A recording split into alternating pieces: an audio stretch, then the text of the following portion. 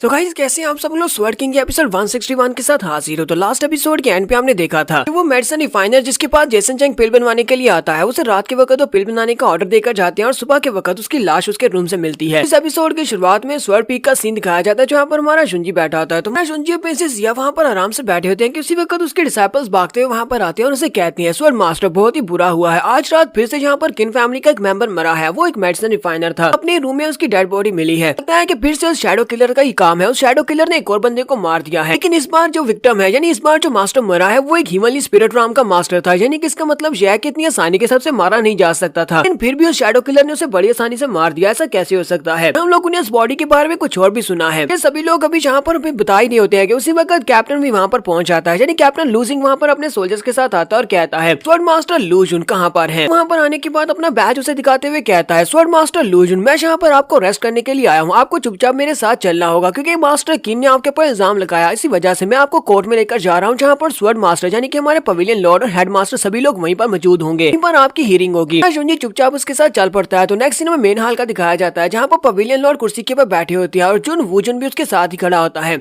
तो सारे के सारे स्वर्ड मास्टर भी वहीं पर होते हैं, बहुत सारे एल्डर्स भी वहाँ पर होते हैं। वो सभी सोच रहे होते हैं, लगता है कि इस बार स्वर्ड मास्टर लूजुन इस हिसाब से इतनी आसानी से नहीं निकल पाएगा क्योंकि मास्टर किन के पास इस बार बड़े पुख्ता सबूत हैं। वो सभी लोग यहाँ पर पूरे एविडेंस लेकर आए हैं। हमारा शुंजी वहाँ पर आने के बाद उन सभी को कहता है तो मैं आप सभी को ग्रीट करता हूँ, पवेलियन लॉर्ड उनके साथ कोर्ट मास्टर सभी लोग। तो लूजिंग उनसे कहता है मैं स्वर्ड मास्टर लूजुन को यहाँ पर लेकर आ गया हूँ। फैन वूजुन उनसे कहता है तो फिर ठीक है यहाँ पर कार्रवाई को शुरू किया जाए। लूजुन से कहते हैं लूजुन क्या तुम्हें पता है कि तुम्हें यहाँ पर क्यों लाया गया है? तुम्हारा शुंजी से कहता है नहीं मुझे यहाँ पर किस बारे में बिल्कुल भी नहीं पता कि मुझे यहाँ पर क्यों लाया गया है। मास्टर किन उसकी बात सुनने के बाद चिल्लाकर उसे कहते हैं अब जबकि तुम्हारे खिलाफ यहाँ पर हमारे पास बहुत ही पावरफुल सबूत है लेकिन फिर भी तुम यहाँ पर इस बात को मानने से इनकार कर रहे हो कि तुमने क्या गलत किया है। हमारे बहुत सारे लोगों की जान ली है, तुमने बहुत सारे लोगों की जान ली जो किन फैमिली और चैंग फैमिली से थे। तो तुमने यहाँ पर हमारे एल्डर्स को भी मारना शुरू कर दिया और तुमने सारे का सारा इल्जाम शैडो किलर के ऊपर लगा दिया। तुमने जहाँ पर शैडो किलर का नाम लिया तो उसके बाद से सभी लोगों को यहाँ पर एक डर मचा हुआ है। बहुत सारे स्टूडेंट्स भी हमारे वेंचर पवेलियन को छोड़कर जा चुके हैं, लेकिन तुमने जहाँ पर ये सब कुछ किया है, ये सब कुछ तुमने किया और शैडो किलर तुम ही हो। शुंजी से कहता है मास्टर किन आप यहाँ पर मेरे पर इल्जाम लगा रहे हैं कि मैं शैडो किलर हूँ, तो क्या आपके पास इस बात का कुछ सबूत है? क्या आप इस बात को साबित कर सकते हैं कि मैं शैडो किलर हूँ? मास्टर किन उसकी बात सुनने के बाद हंसना शुरू कर देते हैं और कहते हैं लड़के इस बात को तुम बिल्कुल भी नहीं बच सकते। हाँ हमारे पास इस बात का सबूत है, हमारे पास बहुत ही पक्का सबूत है, जरा सब्र करो। साथ ही वो कहते हैं जाओ जाकर एल्डर मीजुन की बॉडी को यहाँ पर लेकर आओ। तो वो लोग एल्डर मीजुन की बॉडी को वहाँ पर लेकर आते हैं। तो एल्डर मीजुन की बॉडी की हालत काफी ज्यादा बुरी होती है और उसकी बॉडी के अंदर से बहुत ही डार्क ओरा निकल रहा होता है। तो सभी लोग कहते हैं तुझे हमारा एक एल्डर है जो कि लास्ट नाइट यहाँ पर मरा है, उसकी डेथ तो बहुत ज्यादा बुरी है। वो बंदा तो वाकई में एक सोशियोपैथ है जिसने यहाँ पर इसको मारा है। शैडो किलर बहुत ज्यादा हार्टलेस है, यहाँ पर किसी को भी बहुत ही बुरी तरह से और बेदर्दी से मारता है। हमारा शुंजी भी वहाँ पर उसकी बॉडी की तरफ देखता है और कहता है इसकी बॉडी के अंदर से जो स्वर्ड ओरा निकल रहा है वो ब्लैक स्वर्ड ओरा है और वो बहुत ज्यादा पावरफुल है। मास्टर किन कहते हैं लगता है कि अब तुम्हें यहाँ पर काफी ज्यादा घबराहट महसूस हो रही है। फिर साथ ही वो आगे बढ़ते हैं ग्रैंड मास्टर से कहते हैं ग्रैंड मास्टर ये डिसाइपल हमारा एक एलीट डिसाइपल था और रात के वक्त इसके ऊपर अटैक हुआ कि जो काफी ज्यादा स्ट्रॉन्ग था, लेकिन लगता है कि जिसने इसको मारा है वो इससे भी ज्यादा पावरफुल था और इसने इसको बड़ी आसानी से मार दिया। जब हमने इसकी बॉडी को चेक किया तो इसकी बॉडी के अंदर से डार्क ओरा निकल रहा था। इसका मतलब यह है कि किसी ऐसे ने इसको मारा है जो कि डार्क ओरा यूजर है। इसकी बॉडी के अंदर जो डार्क ओरा है वो उसी किलर का हो सकता है। साथ ही मास्टर किन कहते हैं तो यहाँ पर पॉइंट की बात यह है कि हम लोग स्वर्ड मास्टर लूजुन के ऊपर इल्जाम इसलिए लगा रहे हैं क्योंकि हमें पता है कि उनके पास भी एक ऐसी तलवार है जो कि डार्क ओरा रिलीज करती है। लगता है कि ये सब कुछ इसने अपनी तलवार के साथ किया है। इसके पास जो पिच ब्लैक स्वॉर्ड है उसी के साथ इसने इस बंदे को मारा है। हमने पहले डेड बॉडीज के अंदर से भी डार्क ओरा को महसूस किया था, तो उस वक्त भी हमें स्वर्ड मास्टर लूजुन के ऊपर ही शक था, लेकिन उस वक्त हमें ये बात कंफर्म नहीं थी। लेकिन आज के मर्डर के बाद इसकी बॉडी के अंदर से बहुत ही स्ट्रॉन्ग डार्क ओरा निकल रहा है जिसकी वजह से अब हमें ये बात बहुत ज्यादा कंफर्म हो चुकी है। क्योंकि सभी लोग भी यहाँ पर बातें करना शुरू कर देते हैं और कहते हैं ये सब कुछ तो हम लोगों ने अपनी आंखों से देखा हुआ है। स्वर्ड मास्टर लूजुन के पास एक ब्लैक स्वॉर्ड है जिसके अंदर से डार्क ओरा निकलता है। कहीं ऐसा तो नहीं है कि वाकई में ये शैडो किलर है और इन्हीं ने सभी एल्डर्स और सभी स्टूडेंट्स की जान ली है। कंपटीशन के दौरान हम सभी लोगों ने इसके डार्क ओरा को निकलते हुए महसूस किया था। मास्टर किंग जियान आगे बढ़ते हैं और कहते हैं आप सभी लोग सिर्फ इस बेस के ऊपर स्वर्ड मास्टर लूजुन के ऊपर इल्जाम कैसे लगा सकते हैं क्योंकि हमारे वेंजियार पवेलियन में बहुत सारी तलवारें हैं, इतनी सारी तलवारें हैं कि वो सभी की सभी डार्क ओरा को रिलीज करती हैं। कुछ ये बात तो अच्छी तरह से पता है कि स्वर्ड मास्टर लूजुन इस वक्त जो कल्टीवेट कर रहे हैं वो लाइट ओरा है, ठीक है, वो यहाँ पर होली लाइट ओरा को कल्टीवेट करने की कोशिश कर रहे हैं और उन्होंने इसी वजह से हमारी वेंजियन पवेलियन को भी ज्वाइन किया है। हम लोगों में से किसी ने भी कभी इसे डार्क ओरा को यूज करते हुए नहीं देखा होगा, इसलिए हमें नहीं लगता कि यहाँ पर इस बात को मानकर हमारे स्वर्ड मास्टर लूजुन के ऊपर ये इल्जाम लगाया जाए कि वो शैडो किलर है। तो चैंग उसे कहते हैं एल्डर किंग जियान अगर मैं तुम्हें याद बतलाऊं तू, 3 साल पहले जिस शैडो किलर ने ये सब कुछ किया था, जिसने यहाँ पर कत्ल किए थे, उसने कोई भी सबूत नहीं छोड़ा था। इसका मतलब यह है कि जहाँ पर किसी नौसिखिए ने ये सब कुछ किया है, जिसने जहाँ पर इन डेड बॉडीज के अंदर पीछे सबूत भी छोड़ दिए हैं। तो मतलब यह है कि कोई तो है जो कि शैडो किलर की कॉपी कर रहा है। तो इसका मतलब यही है कि स्वॉर्ड मास्टर लू जुन जहाँ पर उसकी कॉपी कर रहा है, लेकिन ये यहाँ पर सबूतों को नहीं मिटा पाया। वैसे कोई भी ऐसा नहीं है जो कि इस तरह के एल्डर को इतनी प्रोफिशिएंसी के साथ मार सके। तुम सभी लोगों को अच्छी तरह से पता है कि इसने आउटर गेट के एल्डर्स को कितनी आसानी के साथ मार दिया था, और सिर्फ तलवार के एक ही अटैक के साथ। हम सभी में सबसे ज्यादा बेहतर तलवारबाज तो यही है। जहाँ पर जब बात हो रही है तो मैं यहाँ पर एक और बात ऐड कर देता हूँ। इस लड़के का किन फैमिली और चेंग फैमिली के साथ पहले से झगड़ा चल रहा है। तो यहाँ पर जितने भी लोग मरे हैं वो सारे के सारे किन फैमिली और चेंग फैमिली से थे। लोग तो यहाँ पर इसी के ऊपर इल्जाम लगाएंगे कि इसी ने यहाँ पर हमारी फैमिली के मेंबर्स को मारा है और यही वो शैडो किलर है। मास्टर किंग जियान से कहते हैं, तो किंग जियान क्या तुम अभी भी यहाँ पर इस क्रिमिनल को डिफेंड करना चाहते हो? अगर तुम यहाँ पर इसको डिफेंड करोगे तो इसका मतलब ये होगा या तो तुम भी इसके साथी हो या फिर तुम इसके साथ किसी न किसी तरह से मिले हुए हो। नहीं, ऐसा तो नहीं है कि तुम इस लड़के को यहाँ पर यूज करते हुए वैनचियान पवेलियन में खलबली मचाना चाहते हो ताकि तुम नए हमारे पवेलियन लॉर्ड बन सको। मास्टर किंग जियान उसकी बात सुनने के बाद काफी गुस्सा आते हैं और कहते हैं, तुम यहाँ पर क्या बकवास किए जा रहे हो, चुप हो जाओ। जुनजी भी वहाँ पर उन सभी लोगों से कहता है, बस बहुत हो गया, मैं यहाँ पर तुम सभी लोगों को बताता हूँ। वो अपने पास से उस डार्क स्वॉर्ड को निकालता और कहता है, चलो ठीक है, मैं इस बात को एक्सेप्ट कर लेता हूँ कि मेरे पास एक स्वॉर्ड है जिसके अंदर से डार्क ओरा निकलता है। वो उस डार्क ओरा को रिलीज करने के बाद उन्हें दिखाता है और कहता है, गौर से देखो, मेरी तलवार के अंदर से जो डार्क ओरा निकल रहा है वो डार्क ओरा, डेड बॉडी के अंदर जो डार्क ओरा निकल रहा है वो दोनों एक दूसरे से मिलते जुलते भी नहीं है। तो मेरे ऊपर इस बेस के ऊपर कैसे इल्जाम लगा सकते हो? फैन वूजन उसकी तरफ देखता है और कहता है, इस लड़के की बात में काफी ज्यादा दम है। माना जुनजी उन लोगों से कहता है, मैंने यहाँ पर किसी की भी जान नहीं ली, तो मैं यहाँ पर किसी भी क्राइम को कन्फेस नहीं करने वाला कि मैंने किसी की जान ली और मैंने कोई क्राइम किया है। लेकिन इन सारी डेड बॉडीज के ऊपर जो जख्म है, उन सभी इंजरीज को देखने के बाद मुझे इतना आइडिया तो है कि यहाँ पर किसने किया होगा। मास्टर किन और मास्टर चैंग दोनों इसकी बात सुनने के बाद काफी हैरान होते हैं। तो महाराज जुनजी कोड मास्टर से कहता है, कोड मास्टर, मैं यहाँ पर आपसे 3 दिन का टाइम चाहता हूँ। इसमें आपसे रिक्वेस्ट करता हूँ कि मुझे 3 दिन का टाइम दे। 3 दिन के बाद मैं किलर को आपके सामने लेकर आऊंगा। कोड मास्टर उसे 3 दिन का टाइम दे देते हैं। तो महाराज जुनजी वहाँ से वापस आने के बाद अपने रूम में जा रहा होता है। तो बाकी के सारे स्वॉर्ड मास्टरों से कहते हैं, जुनजी ये कोई आम सा मसला तो नहीं है, तुम 3 दिन में क्या कर पाओगे? क्या तुम उस शैडो किलर को पकड़ पाओगे? जुनजी उनसे कहता, आप सभी को परेशान होने की जरूरत नहीं है, मेरे पास एक बहुत ही अच्छा प्लान है। वो उनसे कहता, मैं मेडिटेट करने के लिए अगले 3 दिन के लिए अपने रूम में जाने वाला हूँ, अकेला बैठकर कल्टीवेट करूंगा, कोई भी मुझे डिस्टर्ब ना करे। सभी बहुत सा हैरान हो जाते हैं और कहते हैं, लड़के कहीं तुम पागल तो नहीं हो गए? तुम्हारे पास सिर्फ और सिर्फ 3 दिन का टाइम है। अगर तुम शैडो किलर को नहीं पकड़ पाए तो सारा इल्जाम तुम्हारे ऊपर आ जाएगा। अपने कमरे में बंद रहकर तुम शैडो किलर को कैसे पकड़ पाओगे? एक सीन हमें 3 दिन के बाद का दिखाया जाता है। 3 दिन के बाद यानी तीसरे दिन की जो रात होती है उस वक्त का सीन दिखाते हैं। सन चैंग अपने दोस्तों के साथ बैठा होता है, यंग मास्टर की और यंग मास्टर किन के साथ बैठा खा पी रहा होता है। लोग वहाँ पर बैठे बैठे कुछ ज्यादा ही पी लेते हैं, जिसकी वजह से जेसन चैंग और यंग मास्टर की और यंग मास्टर किन तीनों ही बहुत ज्यादा टल्ली हो जाते हैं। लोग इस बात से बहुत ज्यादा खुश होते हैं कि 3 दिन पूरे गुजर चुके हैं और स्वॉर्ड मास्टर लू जुन यहाँ पर अपने रूम से ही बाहर नहीं निकला। वो कल्टीवेट करने के लिए रूम में बैठा हुआ है और अभी तक उसने शैडो किलर को नहीं पकड़ा है कि अब स्वॉर्ड मास्टर लू जुन बिल्कुल भी नहीं बचेगा। यंग मास्टर किन उनसे कहता है, मुझे तो लगता है कि वो यहाँ पर कोई ना कोई प्लान बनाकर बैठा हुआ है, क्योंकि मैंने जितना उसके बारे में सुना है वो बहुत ज्यादा डिवियस है। अंदर बैठकर भी यहाँ पर कुछ ना कुछ जरूर प्लान कर रहा होगा। जेसन उन लोगों से कहता है, जरा रिलैक्स करो, तुम सभी लोगों को एक बात कंफर्म होनी चाहिए कि वो कभी भी इस सिचुएशन से बाहर नहीं निकल पाएगा। तुम्हें ये बात नहीं भूलनी चाहिए कि पिछले 3 साल से कोई भी उस शैडो किलर को नहीं पकड़ पाया। 3 साल गुजर चुके हैं और यहाँ पर बहुत सारे लोगों की जान गई थी। इतने सारे लोगों की जान जाने के बाद लॉर्ड और यहाँ तक कोड मास्टर सभी लोग यहाँ पर मिलकर भी उस शैडो किलर को नहीं पकड़ पाए थे। तुम्हें क्या लगता है कि सिर्फ 3 दिन में स्वॉर्ड मास्टर लू जुन उस शैडो किलर को पकड़ पाएगा? ऐसा तो पॉसिबल ही नहीं है। 3 दिन तो गुजर भी चुके हैं, क्योंकि आज रात गुजरने के बाद 3 दिन की लिमिट पूरी हो जाएगी। मास्टर किन उसे कहता है, ब्रदर चैंग तुमने बिल्कुल ठीक कहा, स्वॉर्ड मास्टर लू जुन यहाँ पर शैडो किलर है या नहीं है इस बात से फर्क नहीं पड़ता, क्योंकि यहाँ पर बलि का बकरा तो वही बनने वाला है। यहाँ पर अगर किसी गर्दन कटेगी तो उसी की कटेगी। और साथ ही वो लोग अपने अपने ग्लास उठाते हैं, फिर से चीयर करते हैं और वहाँ पर फिर से पी जाते हैं। यहाँ पर बौसला पीने के बाद जब वो टल्ली हो जाती हैं तो जेसन चैंग और यंग मास्टर किन दोनों ही वहाँ से वापस की तरफ आ रहे होते हैं। जेसन चैंग यहाँ पर बैकी बैकी बातें कर रहा होता है। वो उसे कहता है, किनजू मुझे तो लगा था कि तुम मेरे राइट हैंड मैन बनने वाले हो, तुम कहाँ पर हो? वो उसे कहता है, यंग मास्टर मैं तो तुम्हारे साथ ही हूँ। उस दिन मैंने तुम्हें बहुत ही अच्छा तरीका बताया था उस पिल के बारे में, लेकिन अफसोस की बात तो ये है कि वो बेचारा एल्डर ही मारा गया। उस एल्डर को शैडो किलर ने मार दिया, वरना वो पिल तुम्हें मिल जाती और उस पिल को खाने के बाद तुम मजे कर सकते थे। ये दोनों जब चलते हुए जा रहे होते हैं तो वहीं पर ये लोग लू किंगजान के क्वार्टर के सामने से गुजरते हैं। चैंग लात टपकाते हुए कहता है, जरा देखो तो हम लोग कहाँ पर पहुँच आए, हम लोग तो अपनी सीनियर सिस्टर के रूम के बाहर से गुजर रहे हैं। मास्टर किनो से कहता है, यंग मास्टर जेसन क्यों तुम यहाँ पे इतना ज्यादा इंतजार कर रहे हो, क्यों ना हम लोग आज रात ही जाकर वहाँ पर मजे करते हैं? वो उसे कहता है, हाँ क्यों नहीं, ये आइडिया इतना भी बुरा नहीं है, चलो भी यहाँ पर आज मेरा मूड भी है, चलो जल्दी से वहाँ पर चलते हैं। और ये दोनों ही जल्दी से उस रूम की तरफ चले जाते हैं। जेसन चैंग दरवाजे को किक मारता और अंदर आ जाता है। लू किंगजान वहाँ पर आराम से सो रही होती है, वो उठकर बैठ जाती है और कहती है, तुम लोग यहाँ पर क्या कर रहे हो? जेसन चैंग उसे कहता है, लू किंगजान मैंने तुम्हें बहुत ज्यादा मिस किया, फाइनली मैं यहाँ पर आ चुका हूँ। बेचारी उठकर भागने लगती है तो यंग मास्टर किन जल्दी से भागता हुआ आगे बढ़ता है, उसके बाजू पकड़ लेता है और उससे कहता है, तुम कहाँ पर भागकर जा रही हो, तुम यहाँ से भागकर बिल्कुल भी नहीं जा सकती। यंग मास्टर किन ने उसके दोनों बाजुओं को पीछे की तरफ पकड़ रखा होता है, जबकि जेसन चैंग सामने वाली साइड पर होता है। वो उसे कहता है बस भी करो, रेजिस्ट करना बंद करो, अपने सीनियर ब्रदर को यहाँ पर थोड़ा बहुत मजा नहीं करने दोगी। जैसे वो वहाँ पर उसके कपड़े फाड़ना स्टार्ट करता है, उसी वक्त यंग मास्टर किन की गर्दन कट जाती है और वहीं पर नीचे गिरता और मर जाता है और वहाँ से काफी सारा डार्क हो निकलना भी स्टार्ट हो जाता है। जेसन चैंग बहुत सा घबरा जाता है, चिल्लाना शुरू कर देता है, सामने की तरफ देखता है मिस्टर लू किंगजान वहाँ पर अपना कंट्रोल खो देती है और अपनी बॉडी के अंदर से डार्क एनर्जी को रिलीज कर रही होती है। तो असल में यही वो शैडो किलर है। यहाँ पर जितने भी लोगों की मौत हुई है सभी लोगों को इसी ने मारा है। यहाँ पर हम लोग अपनी एपिसोड 161 का एंड करेंगे। तो नेक्स्ट एपिसोड में देखेंगे क्या जेसन चैंग भी यहाँ पर मरने वाला है। हमारा जुंजी इस बात को साबित कर पाएगा कि उसने शैडो किलर को पकड़ लिया, लू किंगजान ही शैडो किलर है। एपिसोड की एक्सप्लेनेशन अच्छी लगी हो तो कमेंट करके जरूर बताइएगा। चैनल को सब्सक्राइब कर दे, वीडियो को लाइक और शेयर कर दे। शुक्रिया।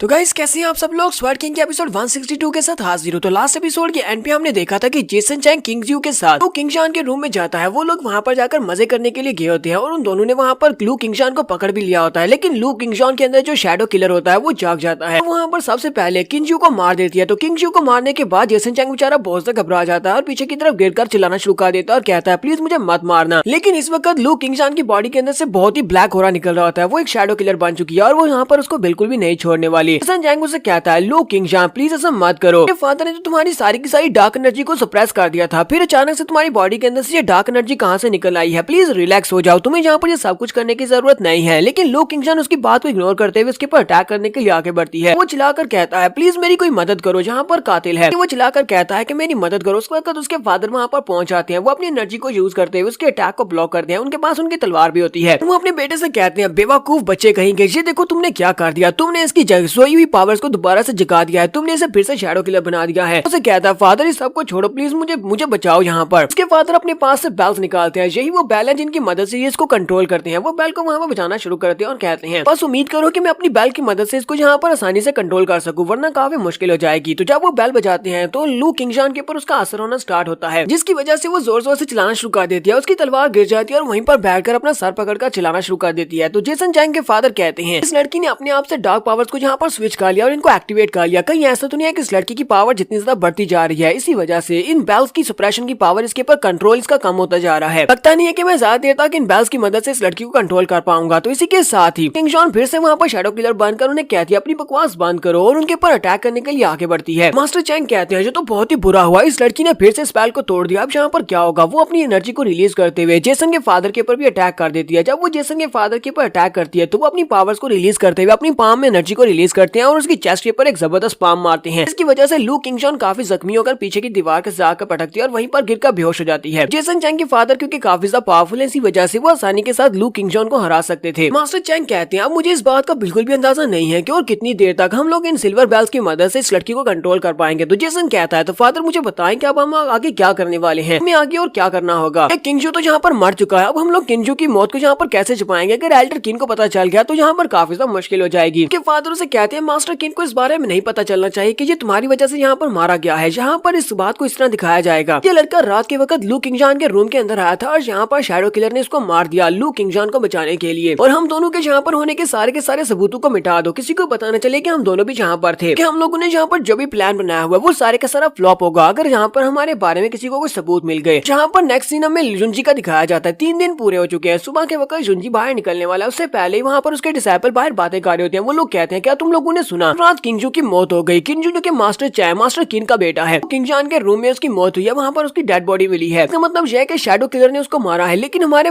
स्वर्ण मास्टर लूजन तो इस वक्त अपने रूम में कल्टीवेट कर रहे हैं। इसका मतलब यह है कि वो शैडो किलर बिल्कुल भी नहीं हो सकते। हमें तो इस बात की बहुत ज्यादा खुशी है कि हमारे स्वर्ण मास्टर लूजन के ऊपर लगे हुए इल्जाम अब साफ हो जाएंगे। तो हमारा जुंजी थोड़ी देर के बाद रूम से बाहर निकलता है। वो उन सभी से कहता है तुम लोग यहाँ पर किस बारे में बात कर रहे हो। वो सभी लोगों से कहता है तुम लोग यहाँ पर मुझे काफी ज्यादा खुश और एक्साइटेड भी लग रहे हो, मुझे बताओ कि यहाँ पर क्या हुआ है। तो वो सभी लोग उसे सारी बात बताते हैं कि कल रात शैडो किलर ने यहाँ पर फिर से किसी की जान ली है। तो यहाँ पर लेकिन कुछ अलग हुआ है, इस बार जो मर्डर हुआ है वो काफी ज्यादा अलग हुआ है। पर यंग मास्टर किन की मौत हुई है और यंग मास्टर किंजू लो किंगजान के रूम के अंदर मरा पड़ा मिला है। इसमें लगता है कि वो रात के वक्त उसके रूम के अंदर घुस गया होगा उसके साथ कुछ गलत करने के इरादे से, और वहाँ पर आने के वहाँ पर शैडो किलर ने वहाँ पर उसको मार दिया। लगता है कि उसके साथ बिल्कुल अच्छा हुआ है। सभी लोग तो यहाँ पर शैडो किलर की तारीफें कर रहे हैं और हमें इस बात की भी बहुत ज्यादा खुशी है कि अब आपके ऊपर जितने भी इल्जाम लगाए गए हैं वो सारे के सारे इल्जाम हट जाएंगे, क्योंकि आप तो यहाँ पर अपने रूम में थे, आप तो रूम से निकले ही नहीं, तो फिर आप शैडो किलर नहीं हो सकते। तो जुनजी उनसे कहता है, ये तो बहुत ही अच्छी बात है, चलो फिर कोर्ट में जाकर देखते हैं। साथ ही वो उनसे कहता है, जाओ जाकर सभी लोगों को बता दो कि मुझे पता है कि असली कातिल कौन है, मैं उस कातिल को पकड़ भी सकता हूँ। हमारे जुनजी के डिसाइपल उसे कहते हैं, मास्टर क्या आपने वाकई में उस मिस्ट्री किलर के बारे में जान लिया है? क्या आपको पता चल गया है कि वो शैडो किलर कौन है जिसने 3 साल पहले यहाँ पर कत्ल किए थे? ये कहता हाँ मुझे पता चल गया है, सभी लोगों को कोर्ट में इकट्ठा होने का कहो। इसी हमें कोर्ट का दिखाया जाता है, कोर्ट में सभी लोग इकट्ठे हो जाते हैं। वहाँ पर लू किंग जॉन को पहले से पकड़कर लाया गया होता है। किंग जॉन को पकड़कर वहाँ पर उसके सामने कैप्टन लूजिंग खड़ा होता है। तो लूजिंग वहाँ पर अपने हाथ में चाबुक लेकर खड़ा होता है और उसे कहता है, तुम्हें यहाँ पर पता कैसे नहीं है कि वहाँ पर तुम्हारे रूम में किंजू की मौत कैसे हुई है? सभी लोग यहाँ पर बातें कर रहे होते हैं और कहते हैं, हमें तो नहीं लगता कि इस लड़की ने यहाँ पर ऐसा कुछ किया होगा। कुछ लोगों को ऐसा लगता है कि यही वो साइकोपैथ, वही किलर है, शैडो किलर है। लेकिन ये लड़की शैडो किलर कैसे हो सकती है? इसकी पावर लेवल तो काफी ज्यादा कम है और इसके पास से तो कोई भी डाकुरा नहीं निकल रहा, तो ये यहाँ पर शैडो किलर कैसे हो सकती है? ये इतने पावरफुल लोगों को कैसे मार सकती है? लगता है कि यहाँ पर कोई गलती हुई है। चलो यहाँ पर देखते हैं कि आखिर इन्वेस्टिगेशन के बाद क्या पता चलने वाला है। सिंह के हाथ में उसका चाबुक होता है, वो उसे कहता है, लू किंग जॉन चलो जल्दी से मुझे बताओ कि लास्ट नाइट क्या हुआ था। तुम्हें ये बताओ कि वो शैडो किलर कौन है, तुमने तो उसे देखा ही होगा। तो लू किंग जॉन उनसे कहती है, मुझे जो भी पता था वो मैं सब कुछ तुम लोगों को पहले से बता चुकी हूँ। लू जिंग उसे कहता है, बकवास बंद करो, तुम हमसे झूठ बोल रही हो। पता है ना कि जहाँ पर भी शैडो किलर आता है वो कभी भी किसी को जिंदा नहीं छोड़ता। वहाँ पर जितने लोग होते हैं उन सभी की जान ले लेता है। कभी उसने किसी को जिंदा नहीं छोड़ा, तो फिर तुम्हें उसने जिंदा कैसे छोड़ दिया? मुझे ये बताओ, या तो तुम उसके साथ मिली हुई हो या फिर तुम दोनों मिलकर काम कर रहे हो। तो वो साथ ही हंटर के साथ उसके ऊपर अटैक करता है, बार बार अपने चाबुक के साथ उसको मार रहा होता है। मास्टर किन भी चलाकर उसे कहते हैं, मुझे लगता है कि ये लड़की भी उसके साथ मिली हुई है, इस लड़की ने मिलकर मेरे बेटे की जान ली है, इस लड़की को बिल्कुल भी मत छोड़ना। बाकी के सभी लोग भी बातें कर रहे होते हैं, ये सब कुछ उस लड़की के रूम के अंदर हुआ है। अगर इस लड़की के रूम के अंदर ये सब कुछ हुआ है, किंजू की वहाँ पर मौत हुई है, तो इसने शैडो किलर को लाजमी देखा होगा। ये लड़की यहाँ पर शैडो किलर की आइडेंटिटी के बारे में बता क्यों नहीं रही कि शैडो किलर कौन है? क्योंकि जेसन और उसके फादर दोनों वहाँ पर काफी ज्यादा घबराए हुए खड़े होते हैं। वो लोग उम्मीद कर रहे होते हैं कि इस लड़की को कुछ भी याद ना हो, क्योंकि अगर इसे कुछ याद आ गया तो ये भी बता देगी कि मैं और मेरे फादर भी वहाँ पर मौजूद थे। लूजिंग फिर से अपनी विप को ऊपर उठाता है और उसे मारने लगता है। जब वो उसे मारने लगता है उसी वक्त हमारा जुंजी वहाँ पर आ जाता है। वो उसके हाथ को पकड़ लेता है और कहता है, ब्रदर लूजिंग प्लीज शांत हो जाओ, तुम्हें यहाँ पर इसको मारने की जरूरत नहीं है, मैं आसानी के साथ इसके मुंह से गलवा सकता हूँ, मुझे यहाँ पर ट्राई करके देखने दो। मैं यहाँ पर इस लड़की से पूछता हूँ। तो वो भी उसे कहती है, स्वॉर्ड मास्टर लूजो प्लीज मेरी मदद करे, मैंने किसी को भी नहीं मारा और मैंने कुछ भी बुरा नहीं किया, आपको तो मेरी बात पर भरोसा होना चाहिए। जुंजी आगे बढ़ता जाकर उसे उठाता है और कहता है, तुम्हें बिल्कुल परेशान होने की जरूरत नहीं है। और साथ ही हमारा जुंजी जब उसे टच करता है तो उसे उसकी बॉडी के अंदर से काफी सारी डार्क एनर्जी महसूस होती है। वो कहता है, इसकी बॉडी के अंदर से डार्क एनर्जी महसूस हो रही है जो कि इसकी बॉडी के अंदर बहुत ही डीपली प्रेस करके छुपाई गई है। लास्ट टाइम मैं इसकी बॉडी के अंदर से डार्क ऑरा को महसूस नहीं कर पाया था। लास्ट टाइम मैंने इस पिलर के ऊपर एनर्जी के साथ वर्ड लफ्ज लिखा था, जिसके बाद इसने ब्रेक थ्रू कंप्लीट किया था। उस वक्त इसने मेरी डार्क एनर्जी को अपनी बॉडी के अंदर साफ कर लिया था, जिसकी वजह से अब मैं यहाँ पर पता लगा सकता हूँ कि यही शैडो किलर है। जुंजी कहता है, मुझे यहाँ पर इसको याद करने में यहाँ पर मदद करना होगी। तो वो अपनी एनर्जी को रिलीज करते उसकी बॉडी के अंदर डालता है ताकि उसे कुछ याद आ सके। जुंजी उसे कहता है, मेरे पर भरोसा करो, मुझे तुम्हारे पर पूरा भरोसा है। मुझे ये बताओ, शांत होकर ये बताओ, तुम सोचो रात के वक्त क्या हुआ था, ये बताओ कि वहाँ पर असल में क्या हुआ था। क्या तुम्हें वहाँ पर थोड़ी सी डिटेल्स के बारे में पता है? अगर तुम एक छोटी सी बात भी बता पाओ हमें उससे काफी ज्यादा मदद मिलेगी। अब ये बताओ कि वहाँ पर लूजिंग के साथ और कौन था? किंग जॉन उसे वहाँ पर बताना स्टार्ट करती है। वो उसे कहती है, लास्ट नाइट जब मैं सो रही थी उसी वक्त मुझे दरवाजे के टूटने की आवाज आई, कोई मेरे दरवाजे से अंदर आया और उसके बाद जब मुझे शोर की आवाज आई तो मैं उठकर बैठ गई। मैंने सामने की तरफ देखा, वहाँ पर 2 लोग थे। तो दोनों लोग वहाँ पर मेरे साथ कुछ बुरा करना चाहते थे, एक ने मेरे हाथ पकड़े हुए थे और दूसरा मेरे नीचे की तरफ था। पहुंचना घबरा गई थी और उसके बाद का मुझे कुछ भी याद नहीं है कि उसके बाद वहाँ पर क्या हुआ। लूजिंग उसे कहता है, तुमने कहा कि वहाँ पर 2 लोग थे, अब मुझे ये बताओ कि दूसरा कौन था? एक तो किंजू था और किंजू के अलावा वहाँ पर दूसरा कौन हो सकता है?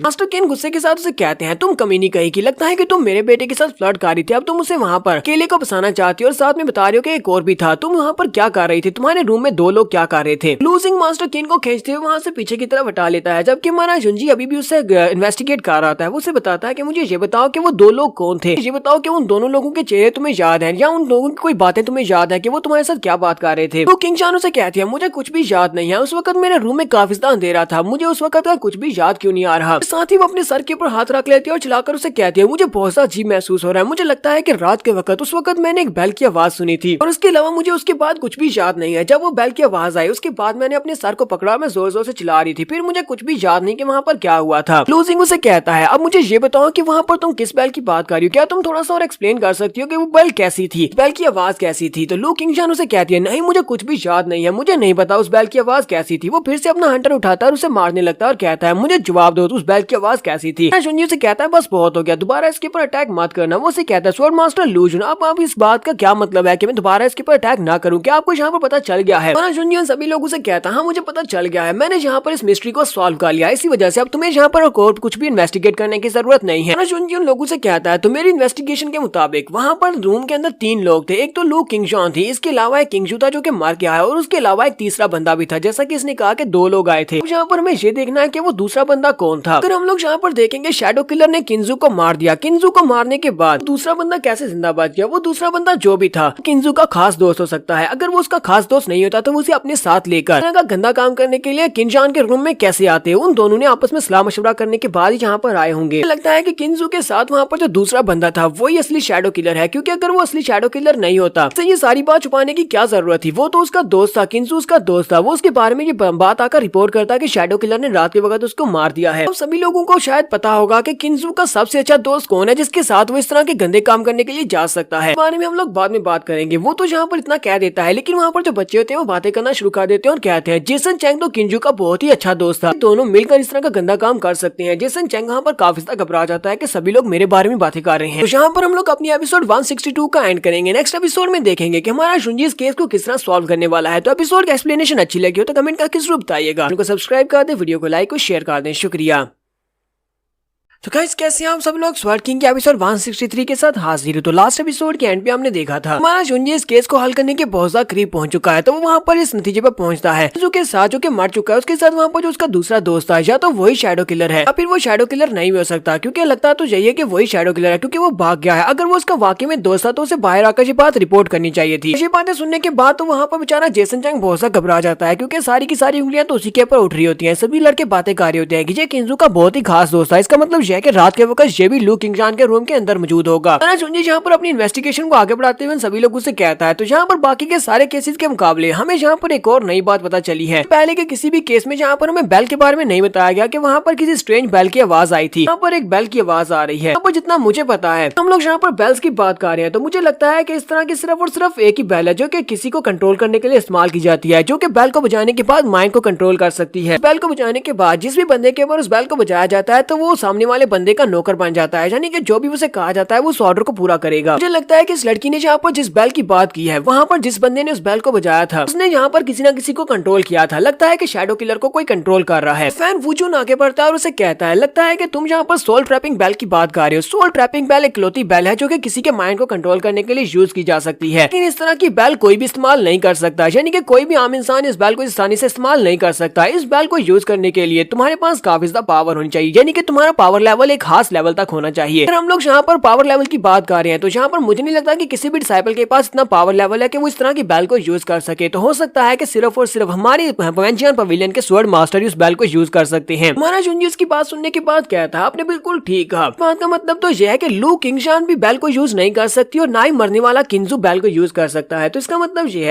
है कि वहाँ पर जिस बंदे ने बेल को यूज किया था वो एक स्वॉर्ड मास्टर था। वहाँ पर 2 और लोग नहीं थे बल्कि वहाँ पर टोटल 3 और लोग थे। तो किंजू मार गया, उसके अलावा एक स्वॉर्ड मास्टर था जिसने बेल को यूज किया और एक वहाँ पर एक और बंदा था। अभी सुनने वाले कहते हैं हमें तो यहाँ पर कुछ भी समझ नहीं आ रही, ये सारी की सारी बातें इतनी ज्यादा कॉम्प्लिकेटेड कैसे होती जा रही हैं। यहाँ पर एक और बंदा निकल आया जो कि एक स्वॉर्ड मास्टर है और जिसने बेल बजाकर शैडो किलर को वहाँ पर कंट्रोल किया। शैडो किलर को कंट्रोल कर सकता है, लेकिन अभी तक हमें ये पता नहीं चला कि शैडो किलर कौन है। हमारा जुनियन सभी लड़कों से कहता है तुम सभी लोगों को यहाँ पर शैडो किलर के बारे में जानने की जरूरत नहीं है, क्योंकि शैडो किलर की आइडेंटिटी हमारे लिए ज्यादा जरूरी नहीं है, बल्कि उस बंदे की आइडेंटिटी ज्यादा जरूरी है जो शैडो किलर को यूज कर रहा है। यहाँ पर अगर देखा जाए तो शैडो किलर से ये सारे काम करवाए जाते हैं, तो इसका मतलब यह कि असली खतरनाक बंदा वो है जो इसको कंट्रोल करता है। फैन वो जो से कहते हैं लड़के तुम्हारे कहने का मतलब यह है कि कोई ना कोई ऐसा बंदा है जो कि शैडो किलर को कंट्रोल करता है और उससे ये सारा कुछ करवा रहा है। जी कहता हाँ मुझे ऐसा ही लगता है। 3 साल पहले जहाँ पर शैडो किलर आया था उसने बहुत सारे लोगों की जान ली, फिर अचानक से वो गायब हो गया। मुझे लगता है कि कोई उसको कंट्रोल कर रहा था, इसी वजह से वो अचानक से यहाँ पर गायब हो गया और किसी को भी वो पकड़ाई नहीं दिया। मुझे लगता है कि लास्ट नाइट ये सब कुछ गलती से हो गया। गलती की वजह से उस मास्टर को वहाँ पर आना पड़ा और बेल को बजाकर शैडो किलर को कंट्रोल करना पड़ा, जिसकी वजह से उसकी आइडेंटिटी यहाँ पर दांव पर लग चुकी है। हमारा जुंजी कहता है तो मुझे लगता है कि अब हमें यहाँ पर इन सभी स्वॉर्ड मास्टर्स की तलाशी लेनी चाहिए, क्योंकि जिसके पास भी वो सोल ट्रैपिंग बेल निकलेगी सिर्फ और सिर्फ वही बंदा होगा जिसने जहाँ पर ये सब कुछ किया होगा, वही शैडो किलर को कंट्रोल करता है। सन चैंग और उसके फादर बहुत ज्यादा घबरा जाते हैं। वो लोग सोच रहे थे अब तो यहाँ पर सब कुछ खत्म होने वाला है। सन चैंग के फादर कहते हैं इस लड़के ने यहाँ पर इतना सारा नतीजा कैसे निकाल लिया, इसको सोल ट्रैपिंग बेल के बारे में पता चल गया है। अगर यहाँ पर इन्वेस्टिगेशन हुई इसलिए कई सालों की मेरी सारी की सारी मेहनत बेकार हो जाएगी। हो सकता है कि पवेलियन से भी निकाल दिया जाए और मेरी कल्टीवेशन को भी अबॉलिश कर दिया जाए। इसलिए मुझे जल्दी से जल्दी उस बैल को ठिकाने लगाना होगा, क्योंकि अगर सर्चिंग के दौरान मेरे पास से बैल निकल आई तो फिर बहुत ही बुरा होने वाला है। हमारा जुंजी जेसन की तरफ देखता है और उसे कहता है, ब्रदर जेसन अब तुम्हें क्या हुआ? तुम्हारे पसीने क्यों छूट रहे हैं? तुम्हारा तो चेहरे का रंग भी उड़ गया है। कि तुम यहाँ पर मुझे कुछ बताना चाहते हो तो बताओ, तुम यहाँ पर क्या बताना चाहते हो? जेसन और भी ज्यादा घबरा जाता है और कहता है, नहीं मुझे तो यहाँ पर कुछ भी नहीं बताना। इसी वक्त जेसन के फादर अपने पास से बैल निकालते हैं और अपनी एनर्जी को यूज करते हुए उस बैल को अपने हाथ में डिस्ट्रॉय कर देते हैं, किसी को पता न चल सके कि वो बैल इनके पास थी। वो बैल को डिस्ट्रॉय करते हैं। उसी वक्त लू किंगजान की बॉडी के अंदर से डार्क एनर्जी रिलीज हो जाती है, सप्रेशन की सील खत्म हो जाती है और वो डार्क एनर्जी में कवर हो जाती है और वो वहाँ पर एक बीस्ट की तरह शैडो किलर बनकर उन सभी के ऊपर अटैक करने के लिए आगे बढ़ती है। इस वक्त कैप्टन लूजिंग आगे बढ़ता है और उसको ब्लॉक करने की कोशिश करता है कि हमारा जुंजी उसे कहता है, कैप्टन रुक जाओ, तुम यहाँ पर इसके ऊपर अटैक ना करो। दो गार्ड उसकी तरफ भागते हुए आगे बढ़ते हैं और उसे ब्लॉक करने की कोशिश करते हैं। तो लू किंगजान अपनी तलवार को घुमाते हुए डार्क एनर्जी के साथ उनकी गर्दनें काट देती है, उन दोनों को वहीं पर मार देती है। साथ ही वो उन सभी लोगों से कहती है, तुम सभी लोग मेरे सामने कचरा हो, तुम सभी को क्या लगता है कि तुम सभी को मैं छोड़ दूंगी? बाकी के सारे बच्चे भागना शुरू कर देते हैं और कहते हैं, यहाँ पर तो शैडो किलर है, चलो जल्दी से यहाँ से भागो, ये कातिल तो हम सभी को मार डालेगी, ये तो पागल हो गई है। कैप्टन भी कहता है, यहाँ पर हो क्या रहा है? क्या वाकई में लू किंगजान हमारी शैडो किलर है? हमारा जुंजी से कहता है, ये तो उस मास्टरमाइंड ने एक डाइवर्जन क्रिएट किया ताकि हमारा ध्यान लू किंगजान की तरफ हो जाए, जबकि वो खुद इस सिचुएशन से निकल सके। इसी वक्त जेसन के फादर अपनी तलवार निकालते और कहते हैं, लू किंगजान तुम एक गद्दार हो, मैंने इतने साल तुम्हारी ट्रेनिंग के ऊपर लगा दिए, मैंने तुम्हें अपना पर्सनल डिसाइपल बनाया, वो सारी की सारी मेहनत जाया होगी, तुम एक शैडो किलर निकली और तुमने हमारे बहुत सारे लोगों की जान ली है। मास्टर होने के नाते यहाँ पर तुम्हें सजा मैं दूंगा। लू किंगजान भी अपनी पावर्स को रिलीज करते हुए आगे से हंसना शुरू कर देती है और उसे कहती है, मास्टर मैंने यहाँ पर ऐसा क्या कर दिया जिसकी वजह से आप इतने ज्यादा अपसेट हो रहे हैं? मैंने तो वही सब कुछ किया है जो आप मुझसे करवाते रहे हैं। साथ ही वो दोनों फाइट करना शुरू कर देते हैं। तो जेसन के फादर की यहाँ पर पूरी कोशिश है कि वो लू किंगजान को एक ही बार में मार डालें ताकि वो यहाँ पर सबूत ना दे सके, यानी कि वो यहाँ पर गवाही ना दे सके। जेसन के फादर के पास ही वो बैल थी और इसी ने यहाँ पर उसको कंट्रोल किया हुआ था। उसके ऊपर अटैक करते हैं तो वो जंप करते हुए पीछे की तरफ बढ़ती है और फिर से हंसना शुरू कर देती है और कहती है, थैंक चीज आओ, क्या तुम वाकई में यहाँ पर मुझे मारने वाले हो? अब यहाँ पर क्या हो गया? क्या मैं भी तुम्हारे रास्ते की रुकावट बन चुकी हूँ? पहले तुम मुझे यूज करते हुए अपने रास्ते की रुकावट को खत्म करते रहे हो। मास्टर चैंग भी चिल्लाकर उसे कहते हैं, अपनी बकवास बंद करो, तुम यहाँ पर क्या बकवास किए जा रही हो? मेरा तुम्हारे साथ इस तरह का कोई भी रिलेशन नहीं है। मैंने यहाँ पर सीक्रेटली डार्क स्वॉर्ड आर्ट को खुद ही सीखा और इस डार्क स्वॉर्ड आर्ट को छुपा कर रखा, मुझे पता नहीं चलने दिया। तुमने बहुत सारे इनोसेंट लोगों की जान भी ली है और मैंने यहाँ पर अपने हाथों के साथ तुम्हारी जान नहीं ली, तो फिर मैं भी तुम्हारा मास्टर होने के लायक नहीं हूँ। मुझे यहाँ पर मास्टर होने का कोई भी अधिकार नहीं है। यहाँ पर अपनी वेंचकान पवेलियन में बाकी सभी लोगों को क्या मुंह दिखा पाऊंगा? इस स्टूडेंट ने डार्क आर्ट को सीखने के बाद हमारी पवेलियन के बहुत सारे लोगों की जान ले ली। अपने हाथ में फिर से एनर्जी को रिलीज करते हैं और उसके ऊपर अटैक करते हैं। जब वो उसके ऊपर अटैक कर रहे होते हैं उसी वक्त हमारा जुंजी बीच में आ जाता है। पावर्स को यूज करते हुए मास्टर चैंग के अटैक को ब्लॉक कर लेता है। तो हमारा जुंजी उसके अटैक को ब्लॉक करने के बाद से कहता है, मास्टर चैंग चीज आओ, अब यहाँ पर कर क्या रहे हैं? अब यहाँ पर इसको मारने के लिए इतने ज्यादा ईगर क्यों है? यानी कि आप यहाँ पर लाजमी इसको क्यों मारना चाहते हैं? कहीं ऐसा तो नहीं है कि आपको इस बात का डर है यहाँ पर आपके बारे में कोई सीक्रेट ना रिवील कर दे? मास्टर चैंग गुस्से के साथ उसे कहते हैं, तुम यहाँ पर मेरे पर इल्जाम लगा रहे हो, तुम्हें लगता है कि ये लड़की मेरे बारे में कोई सीक्रेट जानती है, इस वजह से मैं इसको मार रहा हूँ। वो अपनी तलवार निकालते हैं और उसके ऊपर अटैक करने के लिए आगे बढ़ते हैं। जैसे कहता है, हमें अभी तक इस बारे में पता नहीं चला कि इसको कौन यूज कर रहा था, कौन अपनी बेल्स को बचाते हुए इस लड़की के दिमाग को कंट्रोल करते हुए इससे कत्ल करवा रहा था। वजह से हम लोग यहाँ पर इसको मरने नहीं दे सकते, आप भी इसको नहीं मार सकते। मास्टर चैंग उसे कहते हैं, तुम होते कौन हो यहाँ पर बीच में आने वाले? मैं इसका मास्टर हूँ, मैं यहाँ पर अपने स्टूडेंट को डिसिप्लिन सिखाने की कोशिश कर रहा हूँ, इसी वजह से तुम मेरे बीच में नहीं आ सकते। यहीं पर क्योंकि पवेलियन लॉर्ड भी होते हैं, पवेलियन लॉर्ड कहते हैं यहीं पर रुक जाओ। वो सभी लोग उसे कहते हैं, ग्रैंड मास्टर आप ही यहाँ पर कोई फैसला करें। पवेलियन लॉर्ड उनसे कहते हैं, मुझे नहीं लगता कि तुम सभी को आपस में फाइट करनी चाहिए, मुझे सारी सिचुएशन का अंदाजा हो चुका है, तो मैं यहाँ पर फैसला करने वाला हूँ। वो जुंजी से कहते हैं, स्वॉर्ड मास्टर लू जून, तुमने यहाँ पर बहुत ज्यादा कंट्रीब्यूट किया है, तुमने यहाँ पर इस कातिल को पकड़ने में हमारी मदद की है, शैडो किलर को पकड़ने में मदद की है। अब जबकि शैडो किलर पकड़ा जा चुका है तो तुम्हारे खिलाफ जितने भी चार्जेस थे वो सारे के सारे खत्म हो चुके हैं, मतलब यह है कि तुम आजाद हो। ये केस यहीं पर खत्म करते हैं। साथ ही पवेलियन लॉर्ड मास्टर चैंग से कहते हैं, मास्टर चैंग आपने अपनी स्टूडेंट को अच्छी तरह से गाइड नहीं किया और आपको पता भी नहीं चला कि वो शैडो किलर है, वजह से आपने अपना काम ठीक से नहीं किया। मैं आपको 30 दिन के लिए आपकी पोजीशन के ऊपर से हटा रहा हूँ, आपको बैन किया जाता है। साथ ही आपके इंटरनल अफेयर की सैलरी को भी कम किया जाता है, आपकी सैलरी 50% तक डिक्रीज की जाती है, ये आपकी सजा है। तो वो उसे कहते हैं, ठीक है मैं सजा भुगतने को तैयार हूँ। साथ ही वो किंगजॉन की तरफ देखते हैं और कहते हैं, और रही बात यहाँ पर लू किंगजॉन की, यहाँ पर मैंने डिसाइड किया है कि इसने बहुत ही गलत काम किया है, बहुत सारे इनोसेंट लोगों की जान लेकर। लेकिन अब जबकि ये फैक्ट भी यहाँ पर हमारे सामने है कि इसको कंट्रोल किया गया था, लोग यहाँ पर इसको डायरेक्टली सजा नहीं देने वाले। मैं यहाँ पर पर्सनली इसके लिए सजा तजवीज करने वाला हूँ। हम लोग इसे वैली ऑफ रिमोर्स के अंदर पूरे 3 महीने के लिए डालेंगे। 3 महीने के लिए ये वहाँ पर इस वैली के अंदर रहेगी और वहाँ पर रहने के बाद अपनी बॉडी के अंदर से सारी डार्क एनर्जी को क्लीन करने की कोशिश करेगी। अगर ये वहाँ पर 3 महीने में रहकर बॉडी के अंदर से एनर्जी को क्लीन कर देती है और वहाँ से क्लियर होने के बाद बाहर आती है, लोग इसे वेलकम करेंगे और इसे दूसरा मौका दिया जाएगा, वरना ये अपनी बाकी की सारी जिंदगी वैली ऑफ रिमोर्स के अंदर ही रहेगी।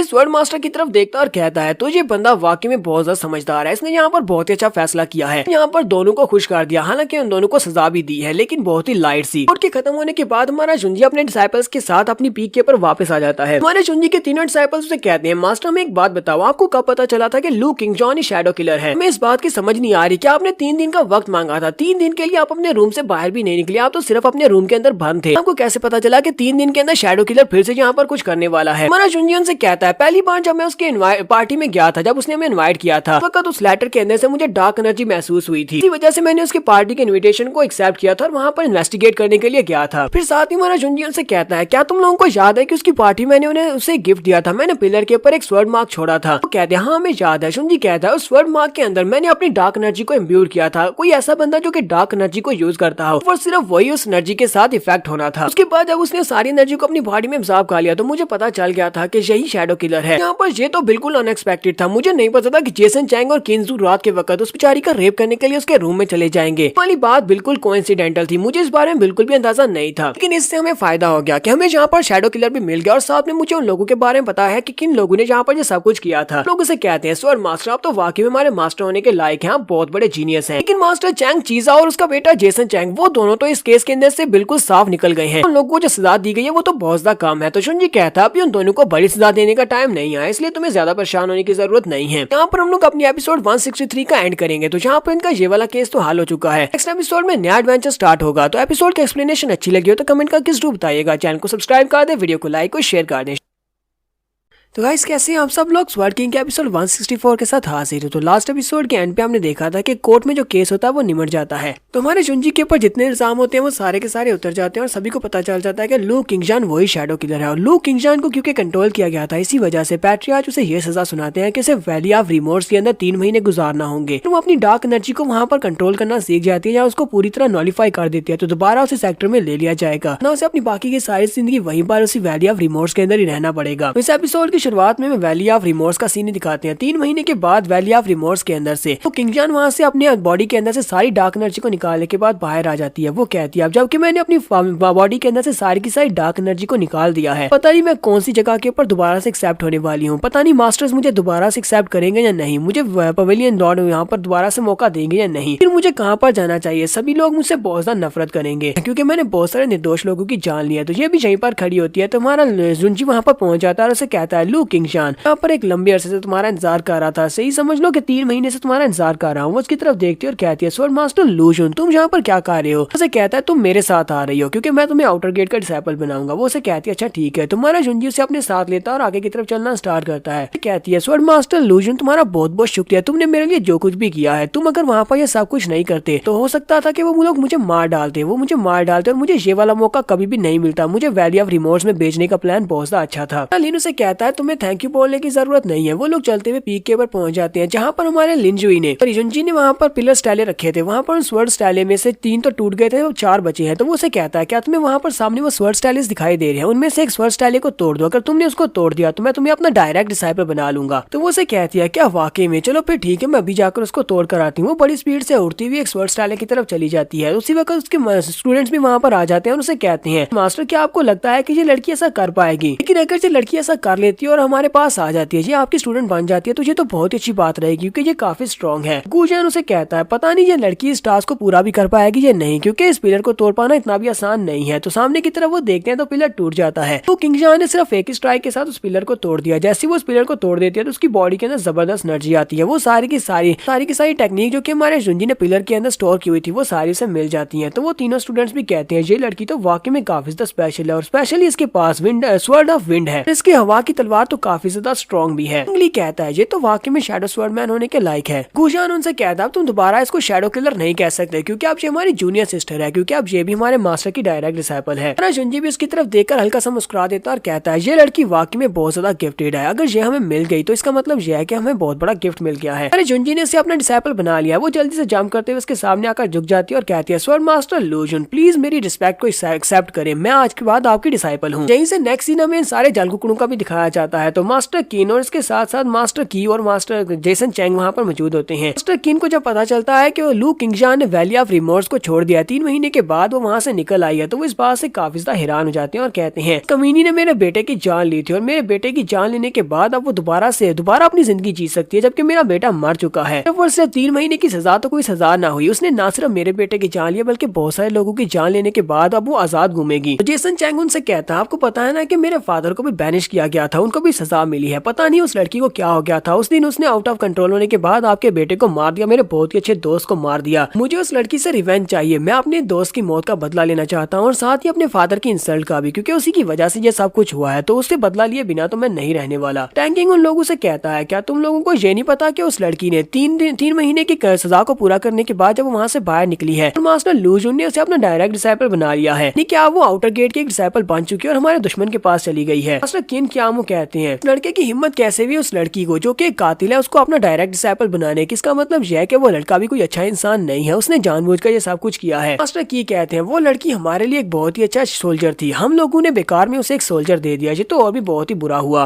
वो सभी लोग यहाँ पर इस बात को लेकर परेशान होते हैं कि लू जुन की जो स्ट्रेंथ है वो रोज बरोज बढ़ती जा रही है, क्योंकि हमारे लू जुन के पास काफी स्ट्रॉन्ग स्टूडेंट्स भी आ चुके हैं और ऊपर से वो हर बार कोई नया रिक्रूटिंग मेथड यूज करता है, जिसकी वजह से सारे लोग उसको ज्वाइन कर लें और आउटर गेट की पावर पहले से बढ़ती जा रही है। तो कहते हैं तो फ्यूचर में अगर ये लड़का हमारे रास्ते की रुकावट ना बने, इसके लिए हमें यहाँ पर कुछ ना कुछ तो करना पड़ेगा, हमें इसे रास्ते से हटाने के लिए कुछ और करना पड़ेगा। एक सीन उसी रात का दिखाया जाता है, तो रात के वक्त वहाँ पर उन्हें वैली के अंदर बहुत ज्यादा रंबलिंग की आवाज आती है, यानी कि वहाँ पर काफी बड़ा अर्थक्वेक आता है। वहाँ पर अर्थ मीन्स शो होती है जहाँ पर काफी सारे क्रिस्टल्स निकलने वाले हैं। तो सुबह के वक्त ये खबर पूरे के पूरे शहर में फैल जाती है, यानी पूरे वेंजियन पवेलियन में फैल जाती है, क्योंकि वहाँ पर एक रिस्ट्रिक्टेड एरिया होता है, एक वैली होती है जिसे वैली ऑफ डेथ कहते हैं। इसके अंदर ये सारी की सारी हलचल उन्हें महसूस होती है, जिसकी वजह से उन्हें पता चलता है कि वहाँ पर क्रिस्टल्स की एक वेन निकली है। सभी बच्चे वहाँ पर यही बातें कर रहे होते हैं और कहते हैं क्या तुम्हें पता है कि रात के वक्त वैली ऑफ डेथ के अंदर अर्थक्वेक आया था और पता चला है कि वहाँ पर पूरी 1 किलोमीटर लॉन्ग हमें वेन मिली है, जिसके अंदर बहुत सारे वेन क्रिस्टल्स हैं। पता चला है कि वहाँ पर जितने भी ओरा क्रिस्टल्स मिले हैं वो सारे के सारे 5th लेवल से अबव या फिर उससे कम के हैं, यानी कि वो काफी ज्यादा पावरफुल है और अगर हमें वो मिल जाते हैं तो हमारे रिसोर्सेज काफी ज्यादा बढ़ जाएंगे। और वहाँ पर जाने के बाद हमें कोई 6 लेवल का ओरा क्रिस्टल मिल जाता है तो ये तो हमारे लिए और भी ज्यादा वैल्यूएबल रहेगा। तो सभी कह रहे होते हैं हमें भी वहाँ पर जाना है, हमें वैली ऑफ डेथ में जाकर उन क्रिस्टल्स को हासिल करना है ताकि हमें भी यहाँ पर कुछ प्रॉफिट हो सके। कि बाकी के लोग उनसे कहते हैं हम लोग इतनी आसानी से वहाँ पर नहीं जा सकते, क्या तुम्हें पता नहीं है कि उसे वैली ऑफ डेथ क्यों कहते हैं? क्योंकि वहाँ पर बहुत सारे मॉन्स्टर्स हैं, इतने पावरफुल मॉन्स्टर्स हैं कि वहाँ पर आसानी के साथ जाकर क्रिस्टल्स को निकाल पाना आसान नहीं है, वरना कब से हमारे मास्टर वहाँ पर पहुंच चुके होते। सिर्फ इतना ही नहीं है, बहुत सारे मास्टर्स अपने कई सारे डिसाइपल्स का ग्रुप बनाकर वहाँ पर जाने वाले हैं। वेंजियन पवेलियन के बहुत सारे मास्टर्स वहाँ पर जाएंगे और तुम्हें क्या लगता है कि हम जैसे फ्री लोडर्स को भी वहाँ पर जाने के बाद कुछ मिलने वाला है? वो सारे के सारे मास्टर जो कि ग्रुप बनाकर वहाँ पर जा रहे हैं वो कभी भी हमें वहाँ से ओरा क्रिस्टल्स को नहीं लेने देंगे। उसका दोस्त से कहता है बस भी करो, मुझे पता है कि वहाँ पर खतरा बहुत ज्यादा है, लेकिन अगर मैं किसी तरह से वहाँ पर पहुंच जाता हूँ, सिर्फ और सिर्फ एक और 5th लेवल का ओरा क्रिस्टल भी वहाँ से उठा लाता हूँ, तो तुम्हें पता है मेरी जिंदगी बदल जाएगी। इसलिए मुझे लगता है कि हमें यहाँ पर डरपोक बने रहने से अच्छा ये है कि हम वहाँ पर जाकर चांस को लेकर देखें। यही सीन हमारे जुंजी के पैलेस का भी होता है। जुंजी के सेक्टर में पता चलता है तो उसके डिसाइपल्स का एक ग्रुप रेडी होता है, तो जुंजी उनसे कहता है तुम सभी लोग रेडी हो क्या? तुम सभी लोगों ने अपने सारे के सारे इक्विपमेंट्स ले लिए हैं? वो उसे कहते हैं हाँ मास्टर, हमने सारे के सारे इक्विपमेंट्स ले लिए हैं। लूजिंग आगे बढ़ता है, हमारे जुंजी से कहता है मास्टर उन लोगों ने हमें भी यहाँ पर कहा है, क्योंकि हम लोग भी उनके सेक्टर का हिस्सा है, तो उन्होंने कहा था कि हम लोग भी वहाँ पर जाकर क्रिस्टल्स को एक्सट्रैक्ट कर सकते हैं, लेकिन सिर्फ और सिर्फ 50 लोगों का कहा है। मुझे लगता है कि 50 लोग बहुत ज्यादा कम है इस टास्क के लिए। लूलिंग उसे कहता है मास्टर वैली ऑफ डेथ बहुत ज्यादा खतरनाक है, 50 लोग तो बहुत ज्यादा कम होंगे, वहाँ पर जाकर खुदाई भी करनी है और बहुत सारे क्रिस्टल्स को भी निकालना है, क्या हम लोग इतने लोग काफी रहेंगे? हमारा लीन उनसे कहता है परेशान होने की जरूरत नहीं है, ऐसा नहीं है कि वैली ऑफ डेथ में सिर्फ और सिर्फ हमारे डिपार्टमेंट के 50 लोगों को भेजा जा रहा है, बल्कि बाकी के डिपार्टमेंट्स में से भी 50-50 लोग वहाँ पर जाने वाले हैं और उनके साथ उनके मास्टर्स भी होंगे। इसका मतलब यह है कि वहाँ पर टोटल 400 लोग होने वाले हैं, तो मुझे लगता है कि 400 लोगों के साथ आसानी से काम हो जाएगा। वो लोग कहते हैं फिर तो अच्छा है, चलो फिर ठीक है, हमें अपनी एनर्जी को बचा कर रखना होगा ताकि हम लोग सबसे पहले वहाँ पर जाए और सबसे अच्छे क्रिस्टल्स को हम लोग अपने बैग्स में भर लें, क्योंकि इससे हमारे डिपार्टमेंट को काफी ज्यादा फायदा होने वाला है। आज हम लोग वहाँ से अपने बैग भर कर ही आएंगे और वो सभी लोग अपने अपने हथियार उठाते हैं और कहते हैं चलो जल्दी से वैली ऑफ डेथ में चलते हैं। तो लू किंगजान उसे कहती है मास्टर मुझे भी अपने साथ चलने दो, अगर मैं तुम्हारे साथ चाहूंगी तो काफी अच्छा रहेगा। तो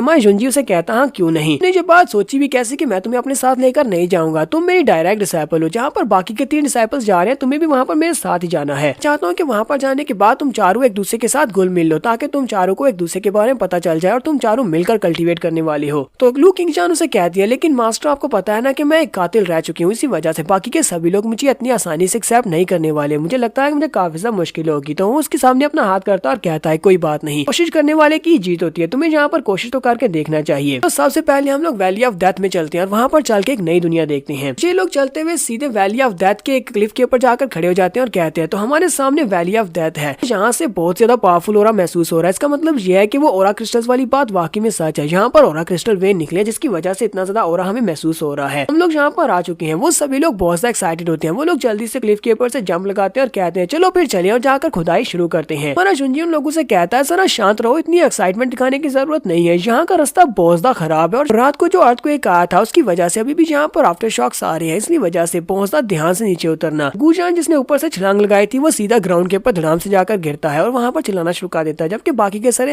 हंस रहे होते हैं और कहते हैं स्वर्ड मास्टर ने वार्निंग दी थी कि यहाँ का रास्ता खराब है और पत्थर बहुत ज्यादा नरम है और अभी भी आफ्टर शॉक्स हैं। लोग किंगशान हमारे जुंजी से पूछती है मास्टर क्या आप वैली ऑफ डेथ में पहले आ चुके हैं? तो हमारा जुंजी उसे कहता है तुम ऐसा कह सकती हो कि मैं वैली ऑफ डेथ में पहले आ चुका हूँ। साथ ही वो सोच रहा था मेरी पिछली लाइफ में मैं जहाँ पर आया था और तकरीबन पूरे 2 साल तक मैं वैली ऑफ डेथ में रहा था और जहाँ पर बहुत सारी मुश्किलात का सामना किया था। तो गुजान जो कि आगे होता है वो भागता हुआ पीछे आता है और उसे कहता है मास्टर मुझे लगता है कि वहाँ पर आगे कोई फाइट कर रहा है, बल्कि देखते हैं कि वहाँ पर कौन फाइट कर रहा है। ये लोग जल्दी से जाकर क्लिफ के ऊपर खड़े हो जाते हैं और वहाँ पर देख रहे होते हैं। तो वहाँ पर उनके सामने क्लिफ के ऊपर एक लड़का खड़ा होता है, उनके सामने बहुत सारे लोग होते हैं। वो सभी लोग बहुत ज्यादा गुस्से में होते हैं। वो उसे कह रहे होते हैं कि मीटियोर तुमने हमारे मास्टर की जान ली है और तुमने हमारे स्वर्ड मैस्टर को बहुत ज्यादा तंग किया है, हमारी रेपुटेशन खराब हुई है जिसकी वजह से आज हम लोग तुम्हें यहाँ पर मारने वाले हैं, तुम हमारे हाथों से मरोगे। उसके सामने कोई एक बंदा नहीं होता बल्कि वो 3-4 सेक्टर्स के लोग होते हैं और उनके साथ सेक्टर मास्टर्स भी होते हैं। वो सभी लोग काफी ज्यादा गुस्से में होते हैं और उस लड़के से कह रहे होते हैं कि तुम तो हमारे हाथ से बिल्कुल भी नहीं बचोगे, तुमने हमारे सेक्टर्स की रेपुटेशन को खराब किया, हमारे मास्टर्स की जान ली है। क्योंकि वो लड़का मीटियोर उनके सामने बड़े चुपचाप खड़ा होता है, जैसे कि उसे इनकी बातों से बिल्कुल ही फर्क नहीं पड़ रहा और उसे पता हो कि वो बड़ी आसानी से इन सभी को हरा सकता है। सभी लोग वहाँ पर चला कर उसके ऊपर इल्जाम लगा रहे होते हैं। वहाँ पर ब्लड वैली के लोग भी होते हैं। वो उसे कहते हैं तुमने हमारी ब्लड वैली के 28 एल्डर्स की जान ली है, हम सभी लोग भी यहाँ पर तुमसे बदला लेने के लिए आए हैं। तो यहाँ पर हम लोग अपनी एपिसोड 164 का एंड करेंगे और नेक्स्ट एपिसोड में देखेंगे क्या ये सभी लोग इस लड़के से बदला ले पाएंगे, इस लड़के ने ऐसा क्या किया है जिसकी वजह से कि ये सभी लोग इसकी जान के दुश्मन बने हैं। एपिसोड की एक्सप्लेनेशन अच्छी लगी हो तो कमेंट करके जरूर बताइएगा। चैनल को सब्सक्राइब कर दे, वीडियो को लाइक और शेयर कर दें। शुक्रिया।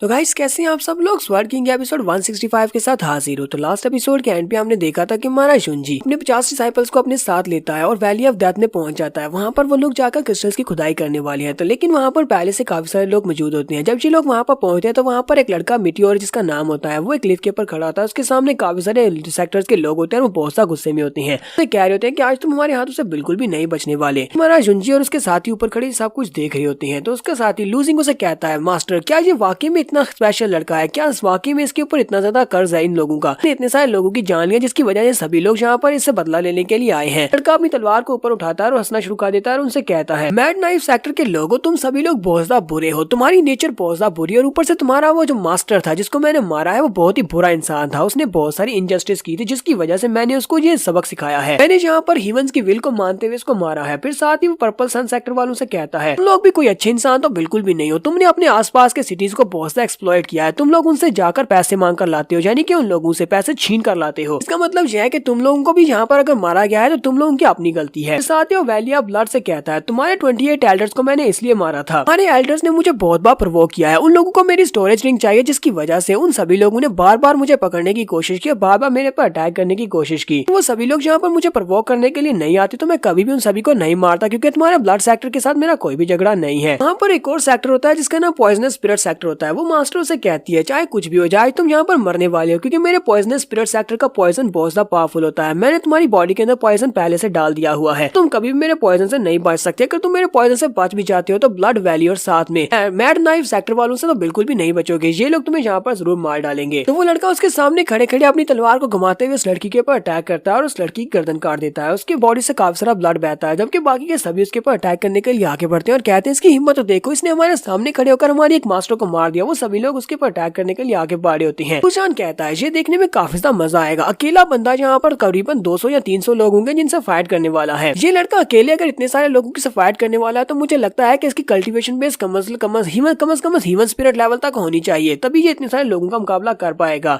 किंगशन भागते हुए मास्टर के पास आती है और कहती है मास्टर हम लोग क्या करें, क्या हमें उस लड़के की मदद करने के लिए जाना चाहिए? वो लड़का वहाँ पर अकेले उन सभी का मुकाबला कर रहा था। वो अपनी तलवार को घुमाते हुए अपने सामने जो नॉर्मल लोग होते हैं उनको तो बड़ी आसानी से मार देता है। लेकिन उसकी बॉडी के अंदर पॉइजन होता है, जिसकी वजह से उसकी अपनी बॉडी वहाँ पर काफी ज्यादा इफेक्टेड हो रही होती है। वो वहीं पर बैठ जाता है और उसे काफी ज्यादा पेन भी हो रही होती है, जबकि बाकी के सभी लोग उस पर अटैक करने के लिए आगे बढ़ते हैं और कहते हैं हमारी बॉडी के अंदर जो पॉइजन है वो तुम्हें यहाँ पर तुम्हारी स्पिरिचुअल पावर को यूज नहीं करने देगा। जितना ज्यादा तुम स्पिरिचुअल पावर को यूज करोगे तुम अपनी बॉडी को उतना ज्यादा कंट्रोल खो दोगे, यानी तुम उसको कंट्रोल नहीं कर पाओगे। सभी लोग कहते हैं चलो अब जल्दी से मिलकर इसके ऊपर अटैक करते हैं और इसे मार डालते हैं। वो अपनी एनर्जी को रिलीज करते हुए एक बड़ी सी पाम बना लेते हैं, मीटियोर के ऊपर अटैक करते हैं, जिससे वो पीछे उसी क्लिफ के साथ टकराता है जिसके ऊपर वो खड़ा था और उसके मुंह से काफी सारा ब्लड निकलता है। मैड नाइफ सेक्टर का लीडर उससे कहता है बताओ जब तुम मरने वाले तो तुम्हें कैसा महसूस हो रहा है। तो वो मास्टर अपनी बड़ी सी तलवार को लेकर उसके ऊपर अटैक करने के लिए आगे बढ़ता है और उसे कहता है चलो ठीक है मैं तुम्हें हेल में भेजने वाला हूँ। कि वो लड़का भी उसके सामने बेबस बैठा होता है, उसे लगता है कि वो मरने वाला है, जबकि उसी वक्त उसके तलवार के ऊपर अटैक होता है। उस मास्टर की तलवार टूट जाती है, वो जो देखकर बहुत ज्यादा हैरान हो जाता है। हमारा जुंजी वहाँ पर उसके सामने आकर खड़ा हो जाता है। तो वो उस लड़के से पूछता है लड़के क्या तुम ठीक हो। वो उसके सामने सारे लाते हुए कहता है हाँ मैं ठीक हूँ। तो बाकी के सभी लोग कहते हैं लड़के तुम कौन हो, तुम्हारी हिम्मत कैसे भी यहाँ पर हमारे बिजनेस में टांग अड़ाने की, हम लोग यहाँ पर इस लड़के से बदला लेने के लिए आए हैं। तुम्हारा जुंजी उन लोगों से कहता है तुम लोग बाद में कभी आकर इस लड़के से बदला ले सकते हो, लेकिन आज इस लड़के को बचाने के लिए मैं यहाँ पर आया हूँ, तो आज मैं इस लड़के को बचा कर ही जाने वाला हूँ, इसलिए तुम सभी लोग यहाँ से वापस जा सकते हो। तो वो सभी लोग आगे से हंसना शुरू कर देते हैं और कहते हैं तुम अकेले यहाँ पर क्या ही कर पाओगे, तुम बिल्कुल अकेले हो, हम लोग यहाँ पर बहुत ज्यादा हैं, तुम हम सभी का मुकाबला नहीं कर सकते। तो अपने साथियों से कहता है चलो फिर ठीक है इस दोनों को यहाँ पर मार डालो, ये यहाँ पर बीच में अपनी टांग अड़ा रहा है। तो उसी वक्त तुम्हारे जुंजी के साथी वहाँ पर नीचे उतर आते हैं, उसके स्टूडेंट्स वहाँ पर आते हैं और कहते हैं तुम्हें किसने कह दिया कि हम लोग यहाँ पर अकेले हैं और तुम्हारी हिम्मत कैसे भी यहाँ पर हमारे स्वर्ड मास्टर के सामने इस तरह बात करने की, तुम्हें पता नहीं ये कौन है, ये हमारी वेंजियन पवेलियन के सबसे यंगेस्ट मास्टर स्वर्ड मास्टर लू जुन है। चलो अब जल्दी से इसके सामने झुको और उस माफी की भीख मांगो वरना तुम सभी लोग मारे जाओगे। तो वो सभी काफी घबरा जाते हैं और कहते हैं क्या ये वाकई में वेंजियन पवेलियन से आए हैं और ये वेंजियन पवेलियन का स्वर्ड मास्टर लू जुन है, इसके बारे में हमने काफी कुछ सुना है, ये काफी स्ट्रॉन्ग है। जबकि मीटियोर भी हमारे जुंजी की तरफ ही देख रहा होता है और कहता है क्या ये वाकई में वही लड़का है जिसका नाम लू जुन है। वहीं पर एक और सेक्टर मास्टर बाहर निकलता है और कहता है तो पवेलियन लॉर्ड तुम यहाँ पर क्या कर रहे हो, एक स्वर्ड मास्टर का यहाँ पर क्या काम है। फिर साथ ही वो कहता है हम लोग इस वक्त वैली ऑफ डेथ में है, यहाँ पर किसी का मरना तो आम की बात है, आम सी बात है, तो यहाँ पर अगर तुम भी मर जाते हो तो वेंजियन पवेलियन वाले हमारा क्या ही उखाड़ लेंगे। तुम्हारा जुंजी से कहता है अच्छा तो तुम्हें ऐसा लगता है कि तुम यहाँ पर वैली ऑफ डेथ में मुझे मार सकते हो। साथ ही अपने साथियों से कहता है चलो जल्दी से आगे बढ़ो, अगर ये लड़का हमारे सामने आ ही गया है तो इन सभी को मार डालो। आज हम बता देते हैं वेंजियन पवेलियन को कि ये लोग हमसे ज्यादा पावरफुल नहीं है। सभी लोग उनके ऊपर अटैक करने के लिए आगे बढ़ते हैं, जबकि हमारा जुंजी अपने स्टूडेंट से कहता है स्टूडेंट्स जाओ जाकर इनको सबक सिखाओ। वो कहते हैं यस मास्टर, और वो बड़ी स्पीड से भागते हुए आगे बढ़ते हैं। उससे पहले गूजन उस बड़े से बंदे के ऊपर अटैक करते हुए उसे ग्राउंड के ऊपर फेंकता है, बाकी के सभी लोग भी वहाँ पर उनको पंचेस मारते हुए सभी को ऊपर हवा में उड़ा देते हैं। यानी कि हमारे जुंजी के जो स्टूडेंट्स होते हैं ये उन सभी से ज्यादा स्ट्रॉन्ग होते हैं और बाकी के जितने आम गुंडे होते हैं वो सभी लोग कहते हैं प्लीज हमें माफ कर दो, हमें यहाँ से जाने दो, और वो सभी लोग वहाँ से भाग जाते हैं। जबकि हमारा जुंजी पॉइजनस सेक्टर वालों से कहता है तुम लोग नहीं जा सकते, पहले मुझे एंटीडोट दो उसके बाद जा सकते हो। तो वो उसे एंटीडोट देते हैं। तो जुंजी कहता है चलो ठीक है अब यहाँ से दफा हो जाओ। वो सभी लोग उसे एंटीडोट देने के बाद वहाँ से भाग जाते हैं और कहते हैं तुम्हारा बहुत बहुत शुक्रिया, तुमने हमारी जान बचा ली। जुंजी एंटीडोट लेने के बाद मीटियोर को देते हुए कहता है ये लो इसको जल्दी से पी लो, इसको पीने के बाद कुछ ही दिनों में तुम्हारी बॉडी दोबारा से रिकवर कर जाएगी क्योंकि ये तुम्हारे पॉइजन का एंटीडोट है। एंटीडोट देने के बाद वो अपने स्टूडेंट से कहता है चलो यहाँ से चलते हैं, हमारा काम हो गया, और वो अपने स्टूडेंट्स को लेकर आगे बढ़ जाता है। जबकि वो लड़का वहीं पर बैठे हल्का सा मुस्कुरा देता है और कहता है मैंने इसके बारे में सुना था कि ये एक अच्छा इंसान है, ये वाकई में एक अच्छा इंसान है, अगर फ्यूचर में से कभी मेरी मदद की जरूरत पड़ी तो मैं इसकी मदद जरूर करूंगा। लोग वैली ऑफ डेथ में चलते हुए आगे की तरफ बढ़ते हैं। तो जुंजी सबसे आगे होता है और उनसे कहता है क्या तुम्हें पता है कि यहाँ पर बहुत सारे स्पिरिचुअल बीस्ट है, अगर हमने यहाँ पर कुछ भी गलत किया तो वो स्पिरिचुअल बीस्ट को पता चल जाएगा कि हम लोग यहाँ पर अब हमारे पर अटैक करने के लिए आएंगे। तो किंग जान उन लोगों से कहती है यहाँ पर आसपास सिर्फ और सिर्फ क्लिफ की दीवारें हैं, तो यहाँ से गुजर पाना काफी ज्यादा मुश्किल है, अगर मॉन्स्टर्स ने हमें सराउंड कर लिया तो मुश्किल हो जाएगी, तो यहाँ से बहुत ही एहतियात के साथ आगे बढ़ना होगा। जुंजी उन लोगों से कहता है हाँ क्यों नहीं, ये सब कुछ अपनी पवेलियन के लिए तो कर रहे हैं, चलो फिर ठीक है आगे बढ़ते हैं। ये लोग आगे बढ़ते हैं तो वहाँ पर उनके सामने कैल्टर खड़ा होता है, वो उनको ग्रीट करता है और कहता है मैं आप लोगों का गाइड हूँ, मैंने स्वर्ड मास्टर लू जुन आपके बारे में काफी कुछ सुना है कि आप एक एक्स्ट्रा ऑर्डिनरी पर्सन है और आज अपनी आंखों से देख भी लिया, आप तो वाकई में एक एक्स्ट्रा ऑर्डिनरी इंसान है। जुंजी उसे कहता है क्या वाकई में ऐसी बात है, तो वो एल्डर उसे कहता है हाँ सर ऐसी ही बात है। साथ ही वो उसे कहता है मैं इस जगह का लीडर हूँ और आपका गाइड भी हूँ, चलें ठीक है मेरे साथ आए। तो जुंजी कहता है हाँ क्यों नहीं, हमें रास्ता दिखाओ, और वो उनके साथ आगे की तरफ चलना स्टार्ट करता है। तो वो एल्डर सबसे आगे होता है क्योंकि वो उनको रास्ता बता रहा है। तो स्टूडेंट लूजिंग उसे कहता है एल्डर लीन आप हमारे गाइड हैं, तो आप हमें बताएं कि हमें सबसे अच्छे स्टोन्स कहाँ पर से मिलेंगे, हम लोग भी यहाँ पर ओरा क्रिस्टल्स को इकट्ठे करने के लिए आए हैं लेकिन अभी तक हमें कोई भी ओरा क्रिस्टल नहीं मिला। तो एल्डर लीन के सामने मैप को ओपन करते हैं और कहते हैं जितनी इन्फॉर्मेशन मेरे पास है मुझे आप सभी लोगों को आउटर गेट के स्टूडेंट्स को इनर गेट के जितने भी डिसाइपल्स हैं उन सभी को डिफेंस प्रोवाइड करना है, तुम लोग वहाँ पर क्रिस्टल्स को नहीं निकाल सकते, जबकि हम इनर गेट के डिसाइपल्स वहाँ पर क्रिस्टल्स को निकालेंगे और तुम सभी लोग बाहर रहकर हमारा सेफ्टी का ख्याल रखोगे। सुनने के बाद वो लोग बहुत ज्यादा गुस्सा हो जाते हैं, चिल्ला चिल्ला कर कहते हैं ये क्या बकवास हो रही है, हम लोग यहाँ पर सिर्फ और सिर्फ तुम्हारी हमारी सेफ्टी के लिए नहीं आए। लोग आउटर गेट के डिसाइपल्स और हम लोग भी यहाँ पर क्रिस्टल्स को लेने के लिए आए। हम लोग इतना सामान साथ में क्रिस्टल्स की खुदाई करने के लिए लेकर आए हैं और तुम्हें लगता है कि हम लोग यहाँ पर तुम्हें सिर्फ बचाने के लिए आए हैं। हमारा जुंजी उन लोगों से कहता है लगता है कि इंटरनल अफेयर डिपार्टमेंट वालों ने फिर से बीच में अपनी टांग घुसा दी और ये सब कुछ किया है। लोगों ने जानबूझकर हमें ये वाला टास्क दिया है। थोड़ा बहुत गुस्सा आने के बाद ये फिर से आगे की तरफ चलना स्टार्ट करते हैं क्योंकि इन्हें अपने मिशन को पूरा तो करना है। तो वेल्डर उनके आगे आगे होता है, ये लोग पीछे पीछे चल रहे होते हैं। उन सभी लोगों से कहता है जहाँ पर बहुत होशियार है ना, किसी वक्त कहीं पर सभी को स्पिरिट बीस्ट आ सकता है। ये लोग चलते हुए जैसे थोड़ा सा आगे बढ़ते हैं तो उन्हें बहुत सारे मॉन्स्टर्स के रोर करने की आवाज आती है। ऐसे ये लोग अपने आसपास की क्लिफ्स के ऊपर देखते हैं तो वहाँ पर बहुत सारे स्पिरिट बीस्ट होते हैं। कोई एक दो नहीं होता बल्कि बहुत सारे होते हैं। सभी लोग इनकी बॉडी के अंदर से ईवल ऑरा निकल रहा था और सभी लोग इनके ऊपर अटैक करने के लिए नीचे की तरफ उतर आते हैं, जहाँ पर इन सभी को भी उनसे फाइट करना पड़ेगी। तो निंगली भी अपनी पावर्स को रिलीज करते हुए मॉन्स्टर्स को मारना स्टार्ट करता है। दूसरी तरफ गूजान और उसके साथ लूजिंग, ये तीनों यहाँ पर मॉन्स्टर्स को मार रहे होते हैं। साथ में लू किंगजान भी होती है। सभी लोग बड़ी आसानी से म्यूटेटेड वुल्फ मॉन्स्टर्स को मार रहे होते हैं। वो लोग कहते हैं जहाँ पर तो बहुत सारे म्यूटेटेड वुल्फ मॉन्स्टर्स हैं, ये सारे के सारे स्पिरिट बीस्ट को क्या हुआ है कि इनके बॉडी के अंदर से इवल एनर्जी निकल रही है। लगता है कि इन लोगों ने जहाँ पर जो ओरा क्रिस्टल से उनकी एनर्जी को एब्जॉर्ब किया है। लगता है जहाँ पर और भी पावरफुल मॉन्स्टर्स आने वाले हैं तो उनके आसपास और भी बहुत सारे मॉन्स्टर्स निकल आते हैं। तो स्टूडेंट्स अपनी अपनी पावर्स को कंबाइन करते हैं और कहते हैं चलो मिलकर इनके ऊपर अटैक करते हैं। तो वो लोग वहाँ पर उस वैली के अंदर फाइट कर रहे होते हैं, मॉन्स्टर्स को मार रहे होते हैं। क्योंकि यहाँ पर जेसन चैंग और कीजू को दिखाते हैं कि वो दोनों ऊपर खड़े होते हैं। वो एक क्लिफ के ऊपर खड़े होकर ये सब कुछ देख रहे होते हैं और कहते हैं लगता है कि लूजन और उसके ग्रुप का सामना मॉन्स्टर्स के साथ हो गया है। लगता है क्या वो बीस्ट के साथ वहाँ पर फाइट कर रहे हैं। चलो देखते हैं कि क्या वो यहाँ से जिंदा निकल पाता है या नहीं। साथ ही वो की यूजन से कहता है लगता है कि वक्त आ चुका है, चलो यहाँ पर अपने प्लान को एग्जीक्यूट करते हैं। की यूजन उसे कहता है हाँ क्यों नहीं, चलो फिर ठीक है। वो साथ इशारा करता है और कहता है चलो चला दो। जैसे वहाँ पर इशारा करता है तो उसी के साथ ही क्लिफ के ऊपर से पत्थर गिरना स्टार्ट हो जाते हैं। वो जहाँ पर फाइट कर रहे थे जुंजी और उसके साथी, तो उनके ऊपर पत्थर गिर रहे होते हैं। वो पत्थर वहाँ पर नीचे गिरते हैं तो सामने का रास्ता ब्लॉक हो जाता है। वो सभी लोग कहते हैं अब यहाँ पर क्या हो रहा है। उनका जो गाइड होता है वो बड़ी स्पीड से भागता है, वो आगे निकल जाता है क्योंकि उसे पहले से पता था कि यहाँ पर पत्थर गिरेंगे तो रास्ता ब्लॉक हो जाएगा। वो रास्ते को पार करते हुए दूसरी तरफ निकल जाता है। हमारा जुंजी कहता है ये तो बहुत ही बुरा हुआ, हमारे ऊपर तो दोनों तरफ से अटैक हुआ, एक तरफ से मॉन्स्टर्स है और दूसरी तरफ से वापस जाने का रास्ता भी ब्लॉक हो चुका है। गूजन बेचारा काफी घबराया हुआ होता है और कहता अब क्या होगा, हमारा बाहर जाने का रास्ता तो सील हो चुका, हम लोग यहाँ से कैसे निकल पाएंगे। तो सभी लोग फिर आगे की तरफ भागना शुरू करते हैं और कहते हैं चलो छोड़ो अभी वापस तो नहीं जा सकते, आगे की तरफ भागते हैं क्योंकि अभी पत्थर ऊपर से गिरे, हमें अपने आप को बचाना होगा। सभी लोग बड़ी स्पीड से भागते हुए वैली के दूसरी तरफ निकल जाते हैं। तो अब यहाँ पर इनके पास इनका गाइड भी नहीं है। वैली ऑफ डेथ के अंदर बिना गाइड के इतने सारे स्पिरिचुअल बीस्ट का मुकाबला करना भी आसान नहीं है और क्रिस्टल्स को ढूंढ पाना भी मुश्किल है। तो सभी लोग यहाँ पर क्या करेंगे जी हम लोग नेक्स्ट एपिसोड में देखेंगे। तो एपिसोड की एक्सप्लेनेशन अच्छी लगी हो तो कमेंट करके जरूर बताइएगा। चैनल को सब्सक्राइब कर दे, वीडियो को लाइक और शेयर कर दें। शुक्रिया।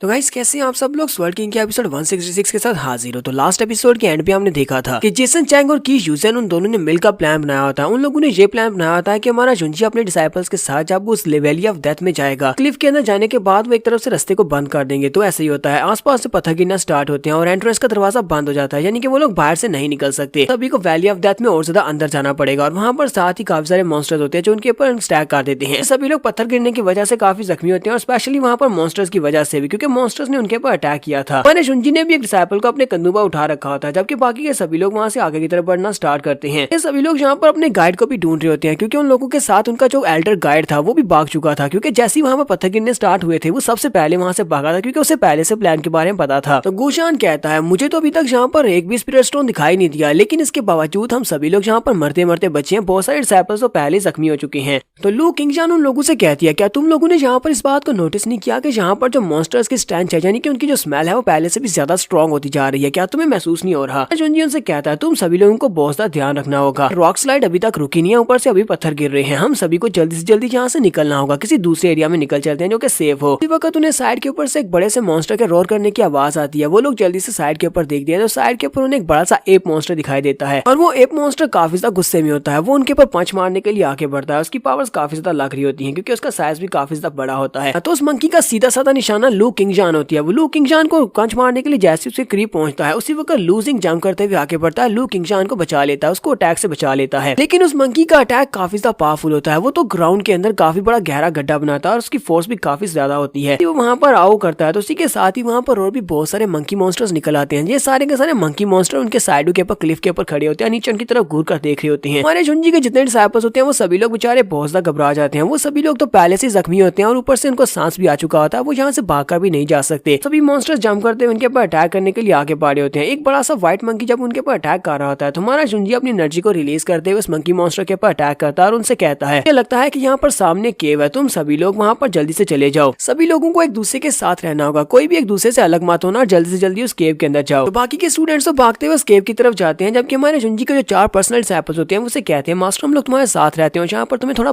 टाइम बाय करके देते हैं। उन मॉन्स्टर्स के ऊपर अटैक करने के लिए आगे बढ़ते हैं। वो सभी एक एक केव मॉन्स्टर के ऊपर अटैक कर रहे होते हैं। गुजान कहता है, ये तो बड़ा सा डेविल फेक्स मंकी, ये तो काफी ज्यादा पावरफुल है, इतना स्ट्रॉन्ग है कि मेरी एक स्ट्राइक के साथ ये मार नहीं रहा। इसकी सीन बहुत ज्यादा थिक है, यहाँ तक कि इसके अंदर पेनिट्रेट कर पाना भी मुश्किल है। लो किंगजान के लिए मॉन्स्टर्स को मारना ज्यादा मुश्किल नहीं होता, क्योंकि उसके पास विंड स्वर्ड होती है। वो विंड स्वर्ड को यूज करते हुए मॉन्स्टर्स को बड़ी आसानी से मार रही होती है। बाकी के तीनों बहुत ज्यादा खुश हो जाते हैं और कहते हैं, लो किंगजान तो वाकई में बहुत ज्यादा पावरफुल है, पावर्स तो देखने लायक है, वो तो एक ही स्ट्राइक में नेप मॉन्स्टर्स को मार सकती है। लो किंगजान अपने साथियों से कहती है, हमें जल्दी से जल्दी रास्ते को क्लियर करना होगा, इससे पहले कि रात हो जाए। रात के वक्त हम सभी लोग मॉन्स्टर्स का मुकाबला नहीं कर पाएंगे। और यहीं पर दिखाते हैं कि सूरज डूबने वाला होता है, शाम हो चुकी है। लोगों ने अपने सामने जितने भी एप मॉन्स्टर्स होते हैं सभी को मार दिया हुआ है। सभी मॉन्स्टर्स को मारने के बाद ये लोग खुद भी थक चुके हैं, जहाँ तक कि हमारे जुंजी के चेहरे के ऊपर भी ब्रूज होते हैं। तो हमारा जुंजी अपने साथियों से कहता है, जितने भी जख्मी लड़के हैं उन सभी को उठा लो, सभी स्टूडेंट्स को अपने साथ लो, हम लोग कल सुबह दोबारा से सोल स्टोन्स को ढूंढने के लिए बाहर निकलेंगे। तो हमारे हाथ में कुछ भी नहीं लगा। वो तीनों स्टूडेंट्स वहीं पर लेट जाते हैं और कहते हैं, लेकिन मास्टर में थोड़ा सा टाइम चाहिए, हम लोग अभी अभी यहाँ पर एक बैटल को जीते और हम लोग काफी ज्यादा थके हुए हैं। जुंजी उनसे कहता है, अच्छा ठीक है, तुम लोग थोड़ी देर के लिए रेस्ट कर सकते हो, उसके बाद हमें आगे बढ़ना होगा। के साथ उन्हें वहाँ पर फिर से पत्थर गिरने की आवाज आती है। जुंजी जल्दी से अपने ऊपर एक शील्ड बना लेता है और कहता है, ये बिल्कुल भी अच्छा नहीं है, हमें जल्दी से जल्दी निकलना होगा। उनके ऊपर जब पत्थर गिरे होते हैं तो जुंजी उनको बचा लेता है, लेकिन इसी के साथ ही वो लोग फिर से आगे की तरफ बढ़ना स्टार्ट कर देते हैं। यहीं पर नेक्स्ट सीन हमें दूसरी तरफ का भी दिखाया जाता है,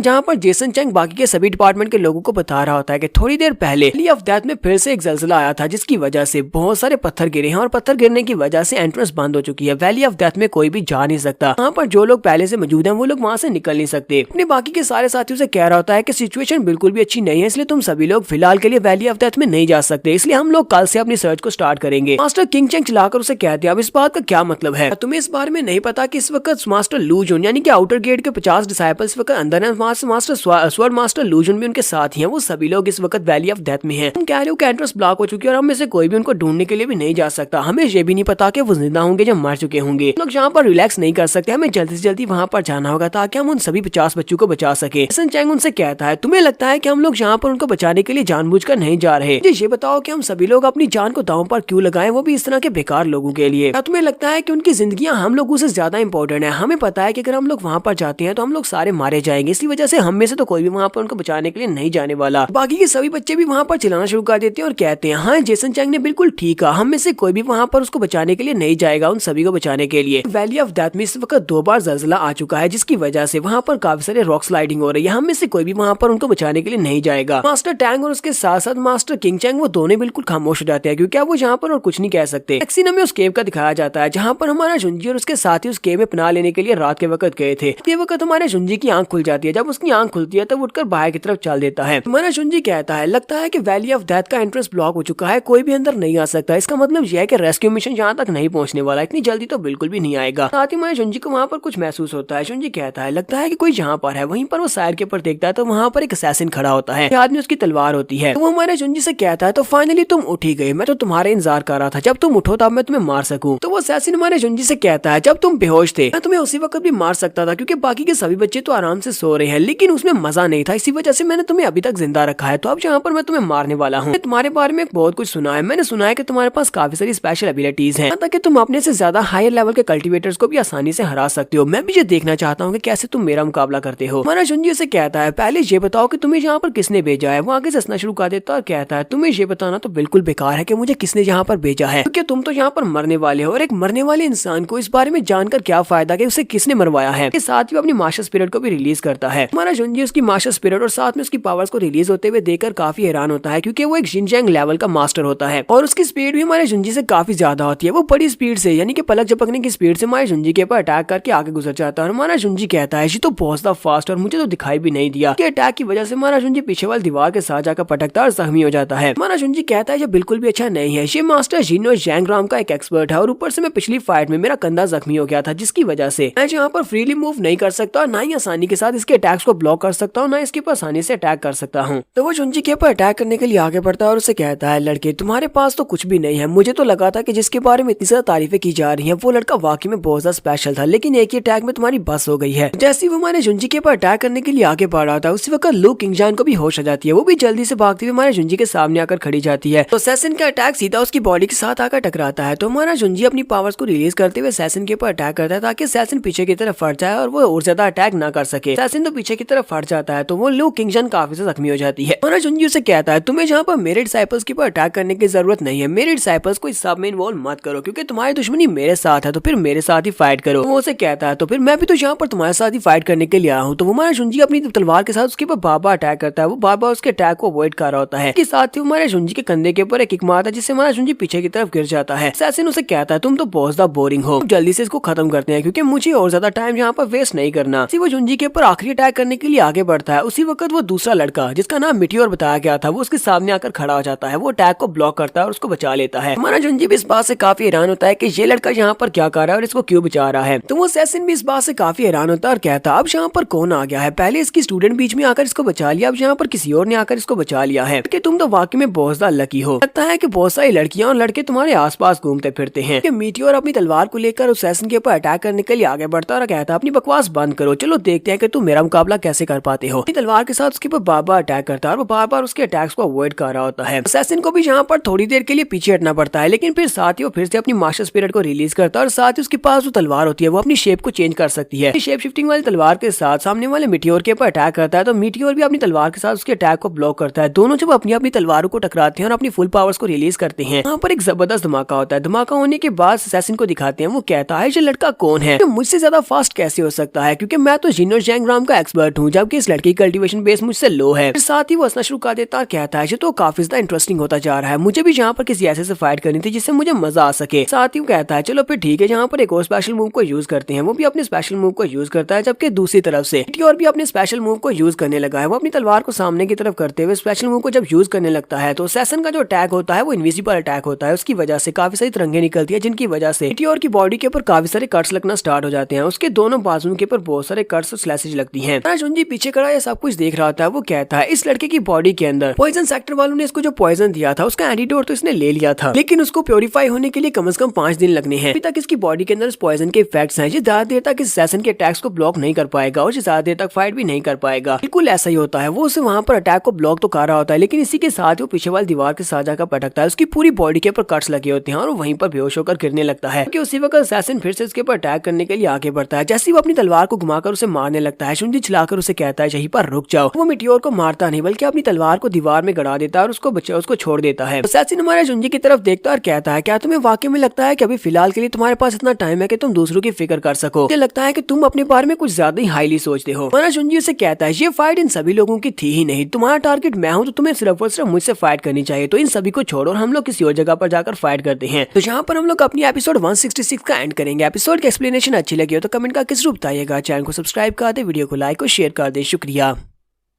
तो गाइस कैसे हैं आप सब लोग? स्वॉर्ड किंग के एपिसोड 167 के साथ हाजिर हो। तो लास्ट एपिसोड के एंड पे हमने देखा था कि असैसिन जब मिटियोर को मारने लगता है, हमारा जुंजी उसे कहता है इन सभी लोगों को इस फाइट में शामिल ना करो क्योंकि ये फाइट इन सभी की है ही नहीं। हमारा टारगेट मैं हूं तो मेरे साथ फाइट करो, हम लोग किसी दूसरी लोकेशन पर चलते हैं। मिटियोर उसे कहता है लगता नहीं है कि तुम्हारे पास इतने उन सभी की फिक्र करने का टाइम है। मिटियोर भी उसे कहता है हमारी हालत काफी ज्यादा बुरी है, तुम काफी जख्मी हो, तो तुम्हें यहाँ पर इससे फाइट करने के बारे में नहीं सोचना चाहिए। जुंजी उसे कहता है मेरे बारे में परेशान होना छोड़ दो क्योंकि जितनी ज्यादा हालत बुरी मेरी है उतनी ज्यादा हालत तुम्हारी भी बुरी है। मैंने तुम्हें कुछ दिन पहले जहाँ पर एंटीडोट दिया था उस एंटीडोट को अपनी बॉडी में कम्प्लीटली एब्जॉर्ब तो होने दो और उस अपने पॉइजन को प्योरीफाई होने दो, उसके बाद तुम फाइट करने के लायक बनोगे। फिलहाल के लिए तुम यहाँ पर फाइट करके अपनी ही बॉडी को नुकसान पहुंचा रहे हो। अगर तुम इसी तरह करते रहे तो तुम्हारी बॉडी के अंदर जो इंजरीज है वो परमानेंट हो जाएंगी। सुनने के बाद मिटियोर आगे से खामोश हो जाता है। फिर साथ ही हमारा जुंजी लू किंगजान से कहता है लू किंगजान मैं चाहता हूँ कि तुम बाकी के सभी को अपने साथ लो, रास्ते को लीड करो, उन सभी को अपने साथ लो, यानी कि 50 डिसाइपल्स में से जितने भी जिंदा है उन सभी को, जख्मियों को भी अपने साथ लेना, यहाँ से निकल जाना। वो उसे कहती है लेकिन मास्टर आपका क्या होगा? जुंजी उसे कहता है मेरे बारे में परेशान होने की जरूरत नहीं है। हमारी वेंजियान पवेलियन का एक आउटपोस्ट है जो कि इस वक्त यानजैंग सिटी में है। मुझे लगता है कि एक बार तुम माउंटेन को छोड़कर उस जगह पर पहुंच गए तो तुम सभी लोग सेफ हो जाओगे। कहती है लेकिन मास्टर आपका क्या होगा? हमारा जुंजी उसकी बात को इग्नोर करते वहाँ से आगे चल पड़ता है, जबकि असैसिन भी उसके साथ ही होता है। वो उसे कहता है कि तुम यहाँ पर सबको गुड बाय बोल चुके हो, वैसे भी तुम्हें ये सब कुछ करने की जरूरत नहीं थी। इनमें से कोई भी आज जिंदा नहीं बचने वाला, ये सभी के सभी तो मरेंगे, फिर इन सभी को बाय बोलने का कोई फायदा ही नहीं था। तुम्हारा जुंजी उसे कहता है तुम एक जिन और जैंग राम के एक्सपर्ट हो, इन सभी का तुम्हारे साथ कोई भी मुकाबला नहीं है। मुझे नहीं लगता कि तुम्हें इन सभी को मारकर अपने हाथ गंदे करने चाहिए। मुझे ये बात भी अच्छी तरह से पता है कि तुम्हें यहाँ पर किसने भेजा है, मुझे मारने के लिए और मेरे डिसाइपल्स को मारने के लिए। वो उसे कहता है अच्छा ठीक है, फिर मुझे बताओ, अभी वैसे भी हमें काफी दूर तक चलना है। तुम्हारा जुंजी उसे कहता है मुझे पता है कि इंटरनल अफेयर्स में से किसी ने तुम्हें यहाँ पर भेजा है, उस डिपार्टमेंट के लोगों का मेरे साथ झगड़ा चल रहा है। सब कुछ उस अर्थक्वेक के साथ शुरू हुआ जो कि वैली ऑफ डेथ में आया था, और उसके बाद यहाँ पर क्रिस्टल्स की एक वेन मिली। उस ओरा क्रिस्टल्स की वेन को ढूंढने के लिए बहुत सारे डिसाइपल्स और बहुत सारे डिपार्टमेंट्स के लोगों को यहाँ पर भेजे जाने वाला था। इंटरनल अफेयर्स के डिपार्टमेंट के लोगों ने इसको अपॉर्चुनिटी बना लिया, मेरे डिपार्टमेंट के बच्चों को सबसे पहले यहाँ पर भेज दिया, जबकि यहाँ पर अभी और दूसरा कोई भी नहीं आया था। और उसके बाद उन्होंने ये सारा प्लान बनाया था। उन्हें लगा कि वो इस जगह के ऊपर हमें बड़ी आसानी से मार सकते हैं। इसके बाद जब वहाँ पर हमारा गाइड था जो हमें लीड कर रहा था, पत्थरों के गिरने के बाद वो गाइड अचानक से वहाँ से गायब हो गया। मतलब यही है कि ये सब कुछ एक प्लान के तहत ही हो रहा था। वहाँ पर एंट्रेंस को ब्लॉक कर दिया गया ताकि हम लोग बाहर ना निकल सके और हमारे पास सिर्फ एक ही ऑप्शन हो आगे बढ़ने का। उसके बाद हमारे पर वाइल्ड मॉन्स्टर्स ने अटैक किया जो कि पागल हो चुके थे। उन बेसर्क मॉन्स्टर्स ने हमारे पर क्यों अटैक किया, जैसे कि कोई जानबूझकर उन्हें उस तरफ भेज रहा था। मेरे सारे डिसाइपल्स बहुत ज्यादा इनोसेंट है, लेकिन वो सारे के सारे सब में इन्वॉल्व हो चुके हैं। उनकी तो विश्व में इन्वॉल्व होने की कोई रीजन भी नहीं थी। मिस्टर चैंग ने ये बिल्कुल भी अच्छा नहीं किया, उन्होंने मेरे डिसाइपल्स को मरवा दिया। तो असैसिन भी उसे कहता है लड़के तुम तो वाकई में बहुत ज्यादा जीनियस हो, तुम्हें पता चल गया है कि ये सब कुछ कैसे हुआ है। ताकि मुझे बताया गया था तुम वैसे ही बहुत ज्यादा समझदार हो। लोग चलते हुए जब केव के खुले एरिया में चले जाते हैं, असैसिन उसे कहता है यहाँ पर काफी सारी स्पेस है, क्यों ना हम लोग यहीं पर इस काम को खत्म करें। तो वो असैसिन उसे कहता है वैसे तो मैं इस तरह के छोटे मोटे काम बिल्कुल भी नहीं करता जो कि कवर अप्स के तौर पर होते हैं, लेकिन क्या करूँ, वेंजगन पवेलियन के साथ मेरा रिश्ता ही कुछ ऐसा है। उन लोगों के कहने पर मुझे ये काम करने के लिए आना पड़ा। यहाँ पर आने के बाद मुझे क्या पता था कि मुझे यहाँ पर काफी सारा एक्शन देखने को मिल जाएगा। और अब तो यहाँ पर आने की मुझे बहुत ज्यादा खुशी हो रही है। मुझे इस बात की खुशी है कि मैं यहाँ पर तुमसे मिलने के लिए आया, तुम्हें मारने के लिए आया, तुम बहुत ज्यादा स्पेशल हो। तुम्हारा जुंजी उसे कहता है अच्छा अगर तुम्हें ऐसा लगता है कि तुम्हें मुझे मिलकर काफी ज्यादा एक्साइटमेंट हो रही है और मुझसे फाइट करने में तुम्हें काफी ज्यादा मजा आ रहा है, तो क्यों ना मैं यहाँ पर अपने आप को पहले हील कर लूँ। एक बार मैं अपने आप को हील कर लूँ, उसके बाद हम लोग आपस में प्रॉपर फाइट कर सकते हैं। तो असैसिन उसे कहता है लड़के तुम वाकई में बहुत ज्यादा बहादुर हो, तुम्हें अभी भी लगता है कि तुम मेरा मुकाबला कर सकते हो। ठीक है, मैं तुम्हें 30 मिनट देता हूँ, 30 मिनट के लिए तुम अपने आप को हील कर सकते हो। जुंजी वहीं पर बैठे बैठे अपने आप को सेल्फ हील करना स्टार्ट करता है और साथ ही वो सोच रहा होता है ये कोई आम सा थग नहीं है, यानी कोई आम सा कोई बैंडेड या गुंडा नहीं है, कि ये एक बहुत ही हाईली ट्रेन्ड प्रोफेशनल किलर है, मुझे इसे लाइटली नहीं लेना चाहिए। तुम्हारा जुंजी कहता है मुझे अपने आप को हील करने के लिए ज्यादा टाइम की जरूरत है। मेरे राइट हैंड के ऊपर जो इंजरी है उसको हील करने में मुझे पूरा 1 घंटा चाहिए। अगर मैं जहाँ पर अपने फिनिक्स के ब्लड को एसेंस को भी यूज कर लेता हूँ। जुंजी कहता है मेरा काम अभी यहाँ पर खत्म नहीं हुआ, मैं इतनी आसानी से यहाँ पर मार नहीं सकता, मुझे भी और बहुत ज्यादा कुछ करना है। तो वहीं पर बैठे बैठे उसके माथे के ऊपर से एनर्जी चमकना शुरू हो जाती है, जबकि उसके सामने वो असैसिन खड़ा होता है। वो कहता है ये लड़का क्या करने की कोशिश कर रहा है, इसकी बॉडी के अंदर से एनर्जी क्यों निकल रही है और ऊपर से ये यहीं पर बैठकर ब्रेक थ्रू करने की कोशिश कर रहा है। साथ ही वो कहता है ये लड़का वाकई में बहुत ज्यादा बहादुर है या फिर बहुत बड़ा बेवकूफ है, ये जहाँ पर मेरे सामने बैठकर ब्रेक थ्रू कंप्लीट कर रहा है, जबकि इसे अच्छी तरह से पता है कि ब्रेक थ्रू करने के दौरान इंसान वल्नरेबल होता है, कि उसके ऊपर अगर छोटी सी चोट भी लगाई जाएगी तो वो मर सकता है, लेकिन फिर भी यहाँ पर मेरे सामने बैठकर अपने आप को ब्रेक थ्रू करवा रहा है, यानी कि इसे मेरा बिल्कुल भी डर नहीं है। क्या इस लड़के को मेरे ऊपर इतना ज्यादा भरोसा है? तो वहीं पर अपनी पावर्स को रिलीज करता है, उसके साथ एक तलवार बनाता है, हमारे जुंजी के ऊपर अटैक कर देता है। वो कहता है चलो देखते हैं मेरे ऊपर वाकई में इतना ज्यादा भरोसा है या फिर इसने अपने अंदर कोई शील्ड बनाई हुई है। तो जैसे ही उसका एनर्जी टैग उसके साथ टकराता है पर एक बड़ी सी तलवार निकल आती है। वो जो देखकर बहुत ज्यादा हैरान हो जाता है और कहता है इस लड़के के पास तो इतना ज्यादा ऑमिनस ऑरा कहाँ से निकल रहा है, ये वाली कौन सी टेक्निक है? जुंजी उसे कहता है मैंने जहाँ पर जैंग पैलेट को सॉलिडिफाई कर लिया, अब मैं जहाँ पर ब्रेक थ्रू कंप्लीट कर सकता हूँ। जैसे ही वो वहाँ पर ब्रेक थ्रू कंप्लीट करने लगता है उसी वक्त वो अपने माइंड के अंदर चला जाता है। अपने माइंड के अंदर जाने के बाद वो काफी हैरान होता है कि मैं कौन सी स्पेस के अंदर आ गया हूँ। उसी वक्त ब्लैक होल स्वर्ड उसके पास आती है और उसे कहती है तुम इस वक्त अपने ब्रेन के अंदर हो। जुंजी उसकी तरफ देखता और कहता है ज़ाओही तुम यहाँ पर क्या कर रही हो? ज़ाओही उसे कहती है मुझे तो तुम्हारा बिल्कुल भी यकीन नहीं आ रहा कि तुमने यहाँ पर मुझे इस जगह के ऊपर चूज किया और इसी टाइम के ऊपर चूज किया जबकि तुम्हारे पास बिल्कुल भी टाइम नहीं है। साथ ही उसे कहती है चलो इस बात से क्या फर्क पड़ता है। वो आगे बढ़ती है और हमारे जुंजी को किस कर देती है। जैसे वो जुंजी को किस करती है और उसे कहती है मैं तुम्हें यहाँ पर अपनी पावर्स देने वाली हूँ ताकि तुम इस असैसिन को हरा सको। और हमारे जुंजी की बॉडी के अंदर जबरदस्त पावर आ जाती है, वो एक जबरदस्त चीख मारता है। इसी के साथ ही वो अपना ब्रेक थ्रू कंप्लीट कर लेता है। जुंजी काफी हैरान होता है और कहता है ये क्या, मेरे पास इतनी पावर्स कहाँ से आ गई हैं? तो ज़ाओही उसे कहती है अब तुम्हारे पास मेरी पावर्स हैं, ये सारी की सारी पावर्स को तुम यूज कर सकते हो और तुम इस बैटल को बड़ी आसानी से जीत पाओगे। ये अपनी आंखें खोल लेता है, ब्रेक थ्रू कंप्लीट हो चुका है, जबरदस्त एनर्जी निकलती है। असैसिन भी पीछे की तरफ गिर जाता है। तो असैसिन यहाँ पर बहुत ज्यादा हैरान हो रहा था। असैसिन कहता है तुमने यहाँ पर वाकई में ब्रेक थ्रू कंप्लीट कर लिया है कि तुम भी एक ऐसे इंसान हो जो कल्टीवेशन मैनियाक है। जुंजी उठकर खड़ा हो जाता है और उसे कहता है नहीं मैं एक ऐसा इंसान बिल्कुल भी नहीं हूँ, बस यहाँ पर तुम्हें पनिश करने के लिए आया हूँ और तुम्हें और तुम्हारे जैसे उन सभी लोगों को जो कि अपने प्रोमिसेस को पूरा नहीं करते। तुमने वादा किया था कि तुम मुझे 30 मिनट दोगे, लेकिन तुमने इसके बीच मेरे पर अटैक कर दिया और तुमने अपना वादा तोड़ दिया। तो असैसिन भी जल्दी से अपनी स्पिरिट को रिलीज करता है, अपनी तलवार के साथ उसके पर अटैक करते हुए कहता है बेवकूफ लड़के, तुम्हें यहाँ पर पहले अपने बारे में सोचना चाहिए कि तुम्हारा क्या बनेगा, तुम कैसे बचोगे और तुम यहाँ पर ये कह रहे हो कि तुम मुझे सजा दोगे। हमारा जुंजी उसे कहता है है जरा देखो अब मैं तुम्हारे साथ क्या करता हूँ। वहीं पर खड़े खड़े अपनी पावर्स को रिलीज करता है तो एनर्जी से बने हुए काफी सारे एनर्जी प्लेयर्स निकलते हैं और सारे उसकी तरफ आके पड़ते हैं। असैसिन जल्दी से अपनी तलवार को सामने की तरफ करते हुए उसको ब्लॉक करने लगता है और कहता है तो कुछ भी नहीं है, इस तरह के अटैक्स को तो मैं आंखें बंद करके ब्लॉक कर सकता हूँ। वो उन अटैक्स को ब्लॉक कर रहा होता है तो वो अटैक्स को ब्लॉक नहीं कर पाता, वो सारे के सारे अटैक्स उसकी बॉडी में पियर्स होना शुरू हो जाते हैं। वो कहता है ऐसा कैसे हो सकता है, इस लड़की ने अपनी तलवार को निकाला ही कब, मैंने इस लड़के को तलवार निकालते हुए देखा भी नहीं। वो जल्दी से जंप करते हुए पीछे की तरफ हटता है जबकि वो काफी हद तक जख्मी हो चुका है। वो कहता है ये मुझसे ज्यादा फास्टर कैसे हो सकता है। जबकि हमारा जुंजी अपनी लाइट स्वर्ड को अपने हाथ में पकड़ने के बाद कहता है क्या वाकई में यही वो ब्लैक होल स्वर्ड की पावर है जो उसने मुझे लैंड की है, यानी कि उसने मुझे अपनी पावर्स दी हैं। जी को यहाँ पर वो बात भी याद आती है कि ये एनर्जी को एब्जॉर्ब करती है और मेरी सोल को करप्ट कर सकती है, मुझे जल्दी से जल्दी इसको खत्म करना होगा। दूसरी तरफ से वो असैसिन अपने एक स्पेशल स्किल जिसको एक्सेलरेशन कहते हैं उसको यूज करता है तो वो अपने डॉपलगैंगर्स क्रिएट कर लेता है क्योंकि वो इतनी स्पीड के साथ भाग रहा होता है, ऐसे लगता है जैसे कि उसने अपने क्लोन्स बना लिए हों। जुंजी के ऊपर अटैक करने के लिए आगे बढ़ता है और कहता है क्या तुम्हें पता है कि इस मूव की स्पीड कितनी ज्यादा है, ये 1 सेकंड का 1000 का हिस्सा है। इंसान मुझे अपनी तरफ आते हुए देख भी नहीं पाता, इसकी स्पीड इतनी ज्यादा होती है और तुम मुझे काउंटर कैसे कर पाओगे, तुम तो बिल्कुल भी नहीं कर पाओगे। वो जुंजी के ऊपर अटैक करने के लिए उसके करीब पहुंच रहा होता है तो सिर्फ जुंजी खड़े खड़े अपनी पावर्स को रिलीज करता है तो उसके दोनों आफ्टर इमेज वहां पर डिस्ट्रॉय हो जाते हैं जबकि तीसरा वहां पर बचता है। जुंजी अपनी तलवार को सामने की तरफ करता है, यहाँ तक पहुंचते पहुंचते उस असैसिन की स्पीड बहुत ज्यादा कम रह जाती है। वो असैसिन इस बात से काफी हैरान होता है। जुंजी उसे कहता है ये मेरी स्पीड नहीं है, तुम्हारी स्पीड स्लो हो गई है, मैं जिस तलवार को यूज कर रहा हूँ उसकी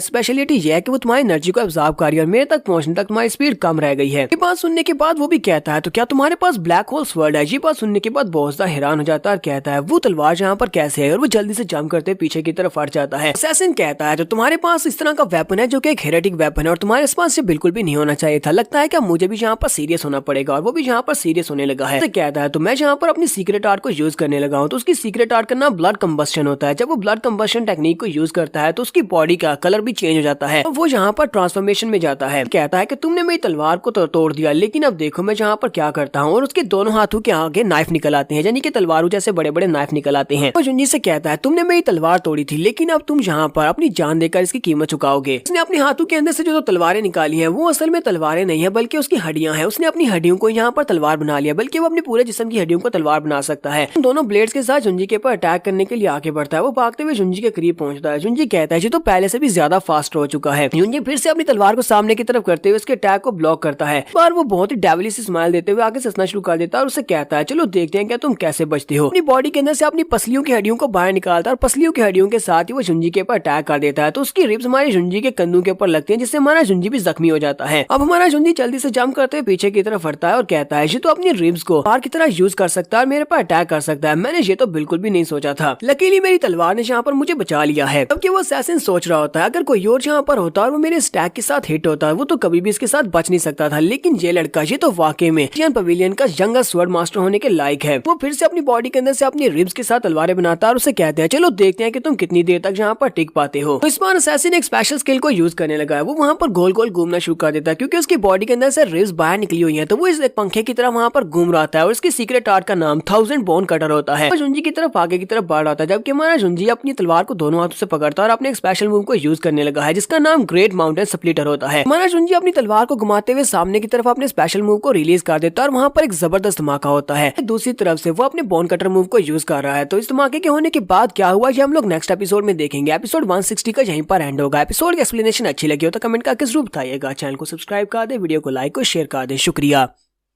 तो गाइस कैसे हैं आप सब लोग। स्वर्ड किंग के एपिसोड 168 के साथ हाजिर हो। तो लास्ट एपिसोड के एंड पे हमने देखा था कि हमारी जुंजी की फाइट असैसिन के साथ हो रही होती है। तो और असैसिन जो होता है अपनी एक स्पेशल एबिलिटी को यूज करता है जो शायद एक फॉरबिडन टेक्निक होती है जिससे कि वो अपनी बॉडी की जो हड्डियां होती हैं उनको वेपन की तरह यूज कर सकता है। तो हमारे जुंजी के ऊपर अपने फाइनल मूव के साथ अटैक करता है जिसमें उसकी रिब्स जो होती है वो बॉडी के अंदर से बाहर निकलती है और वो घूमते हुए उसके ऊपर अटैक करने के लिए आगे बढ़ता है। जबकि हमारा जुंजी भी सामने की तरफ से एक स्पेशल मूव को यूज करते हुए उसके ऊपर अटैक करता है। तो वहाँ पर एक जबरदस्त धमाका हुआ था और वहीं पर हमारी एपिसोड का एंड हुआ था। तो इस एपिसोड की शुरुआत हमारे जुंजी को दिखाती है। धमाके के बाद हमारा जुंजी वहाँ पर जख्मी हालत में खड़ा होता है जबकि वो असैसिन भी उसके सामने खड़ा होता है। वो असैसिन भी काफी बुरी हालत में होता है, उसकी बॉडी के अंदर से भी काफी सारा खून निकल रहा होता है जबकि उसकी रिब्स भी टूट चुकी होती हैं जो कि ब्लेड बनकर बाहर निकली थी। उसे कहता है ऐसा कैसे हो सकता है, तुम अभी तक मरे कैसे नहीं हो, तुम अभी तक जिंदा कैसे हो। तुम्हारा जुंजी उसे कहता है तुम्हारी कल्टीवेशन बेस और तुम्हारे स्किल्स मुझसे बहुत ज्यादा है, अगर मैं यहाँ पर ऑर्डिनरी तरीकों को यूज करते हुए तुमसे फाइट करता तो मैं अभी तक मर चुका होता और मैं कभी भी तुमसे इस फाइट को जीत नहीं सकता था। ये तो तुम्हारे लिए बड़ी अफसोस की बात कहा था कि तुमने मेरे हाथ में ब्लैक होल स्वर्ड को देखा और तुमने जहाँ पर इस स्पेशल टेक्निक को यूज किया जो कि तुम्हारे लिए बैकफायर हुई, यानी कि ये वाली स्पेशल टेक्निक को यूज करने की वजह से मेरे पास एक हिडन मूव था जिसको मैंने यूज कर लिया। इस बारे में बिल्कुल भी अंदाजा नहीं था कि मैं स्पेशल मूव को भी यूज कर सकता हूँ, इसी वजह से तुम यहाँ पर हार गए हो। और ऊपर से तुमने जहाँ पर जिस स्पेशल टेक्निक को यूज किया था वो एक ऐसी टेक्निक है जिसे फॉरबिडन टेक्निक इसलिए कहा जाता है क्योंकि उसको सिर्फ और सिर्फ 1 मिनट के लिए परफॉर्म कर सकते हैं। तुम यहाँ पर अपने ब्लड एसेंस को यूज करते हुए अपनी हड्डियों को वेपन की तरह यूज कर रहे थे, लेकिन अगर तुम इसको ज्यादा से ज्यादा यूज कर भी लेते तो 1 मिनट से ज्यादा यूज नहीं कर सकते थे। 1 मिनट के अंदर अंदर तुम्हें मुझे खत्म करना था, इसी वजह से तुम इतनी तेजी के साथ स्पेशल मूव्स को यूज कर रहे थे। मुझे तुम्हारी स्पेशल टेक्निक के बारे में पहले से पता था, इसी वजह से मैंने अपने आप को डिफेंसिव मूड में कर लिया और 1 मिनट तक अपने आप को बचाया और साथ ही अपने स्पेशल मूव को यूज करते हुए तुम्हारे पर अटैक किया जिससे मैं तुम्हें हरा पाया हूँ।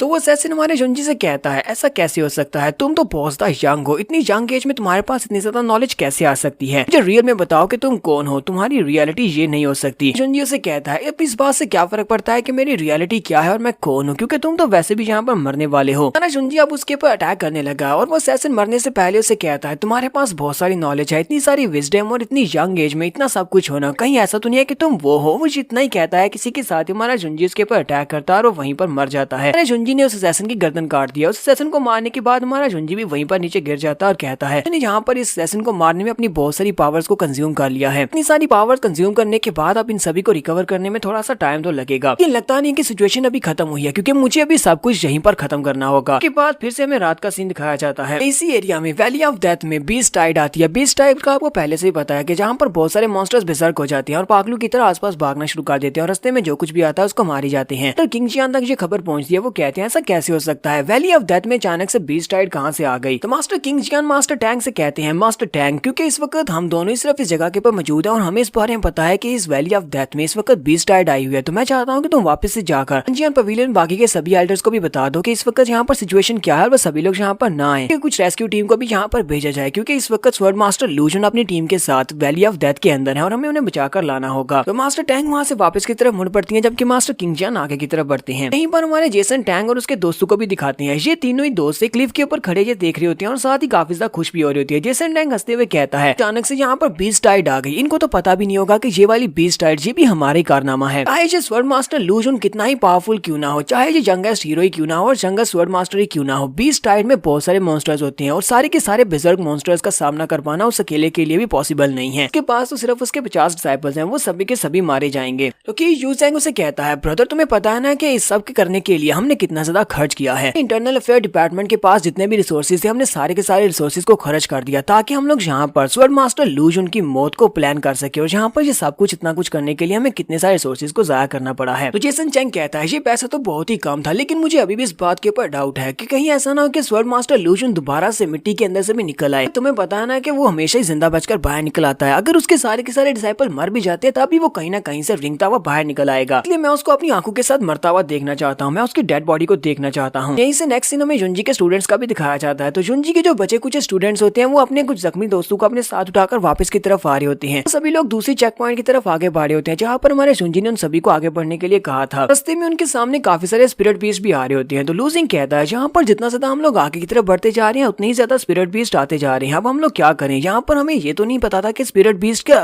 बीस्ट टाइड आने वाली है। तो लू किंगशान उन लोगों से कहती है क्यों ना हम लोग वापस उसी केव में चलें जहाँ पर हम लोग स्वर्ड मास्टर लूजन से अलग हुए थे, हमें वहीं पर चलकर छुप जाना चाहिए क्योंकि वहाँ पर हम लोग बीस्ट टाइड से बच सकते हैं। हम लोग अपने मास्टर को भी तो नहीं छोड़कर जा सकते, हमारे मास्टर भी तो वहीं पर थे। लूजान जल्दी से पीछे की तरफ बढ़ता गुस्से के साथ चिल्लाकर उसे कहता है क्या इस बात का क्या मतलब है, क्या मास्टर वहीं पर उस केव के अंदर ही थे, क्या हमने मास्टर को केव के अंदर छोड़ दिया, ऐसा कैसे कर सकते हो, तुमने हमें पहले क्यों नहीं बताया कि मास्टर उस केव के अंदर हैं। उसे कहती है मेरी बात को समझने की कोशिश करो, सिचुएशन कुछ ऐसी थी कि मुझे वहाँ से आना पड़ा, मास्टर ने मुझे खुद आने का कहा था। सभी लोग वहाँ से भागते हुए वापस उस केव की तरफ आते हैं क्योंकि उन तीनों दोस्त उस वक्त बेहोश थे उस वक्त जब असैसिन आया था। सभी लोग वापस उस केव में आते हैं और केव में आने के बाद आकर हमारे जुंजी को ढूंढना स्टार्ट करते हैं, लेकिन जुंजी उन्हें कहीं पर भी नहीं मिलता। गुजान कहता है ऐसा कैसे हो सकता है, हमारे मास्टर तो यहाँ पर है ही नहीं है। तो लू किंगजान उन लोगों से कहती है ये सारी की सारी मेरी गलती है क्योंकि मैं सब कुछ ठीक से गार्ड नहीं कर पाई और अपने मास्टर को भी नहीं बचा पाई। तो वो पीले बालों वाला लड़का मीटियोर वो भी उनके साथ ही होता है, वो उन्हें सामने की तरफ इशारा करते हुए कहता है तुम्हें सामने की तरफ जाना है। वो उसे कहते हैं तुम्हारे कहने का क्या मतलब है कि हमें उस तरफ जाना है। वो सामने की तरफ इशारा करते हुए कहता है उस तरफ चलो। तो सभी लोग वहाँ से सामने की तरफ चल पड़ते हैं। यहीं से नेक्स्ट सीन में जेसन चैंग के घर का दिखाया जाता है। रात के वक्त जेसन चैंग वापस अपने घर में आता है और दोनों दोस्त भी उसके साथ ही होती है। ये लोग यहाँ पर जश्न मना रहे होते हैं कि यूजन जेसन से कहता है, ब्रदर जेसन, मैंने सुना है कि हमारे स्वर्ड मास्टर जो है, सॉरी पवेलियन लॉर्ड जो है, पूरे 5000 एलीट वॉरियर्स को स्वर्ड मास्टर लूजन और उसकी टीम को ढूंढने के लिए वैली ऑफ डेथ में भेज दिया है। वो सभी सुबह के वक्त निकलेंगे उसको ढूंढने के लिए। तुम्हें क्या लगता है कि उनकी डेड बॉडी वहाँ पर से मिलेगी या नहीं? लगता है कि हमारे पवेलियन लॉर्ड जो है उस लड़के को वाकई में बहुत ज्यादा पसंद करते हैं। जेसन कहता है, अब इस बात से क्या फर्क पड़ता है, वो लोग वहाँ पर जाकर उसकी डेड बॉडी को तो ढूंढने वाले हैं। मुझे तो नहीं लगता कि उसकी डेड बॉडी भी मिलेगी, क्योंकि बीस तो उसकी डेड बॉडी को भी खा जाएंगे। तो टैंक किंग उन लोगों से कहता है, मुझे एक और बात का भी डर है। मैंने सुना है कि पनिशमेंट हॉल के लोग इस वक्त इस वक्त में पर्सनली इन्वॉल्व हैं। वो सभी लोग जाकर इसको इन्वेस्टिगेट करने वाले हैं। कहीं ऐसा ना हो कि इन्हें वहाँ पर जाने के बाद कुछ पता चल जाए, और अगर कुछ पता चल गया तो हम सभी लोग फंसेंगे। यूजन उसे कहता है, तुम्हें बिल्कुल भी डरने की जरूरत नहीं है। इस बार हम सभी लोगों ने बीस्ट टाइड को यूज किया है कवर अप करने के लिए। हम लोगों ने वहाँ पर कुछ सबूत को छोड़ा भी होगा तो वो सारे के सारे सबूत बीस्ट टाइड की वजह से मिट जाएंगे। अगर वहाँ पर लाशें भी होंगी तो वो लाशों को भी खा जाएंगे, क्योंकि वो सारे के सारे बीस्ट हैं। जेसन चैंग भी आगे से जोर जोर से हंसना शुरू कर देता है और कहता, हाँ तुमने बिल्कुल ठीक कहा। मुझे तो नहीं लगता उन्हें वहाँ पर स्वर्ड मास्टर लूज उनकी डेड बॉडी भी मिलने वाली है, क्योंकि उसकी डेड बॉडी को तो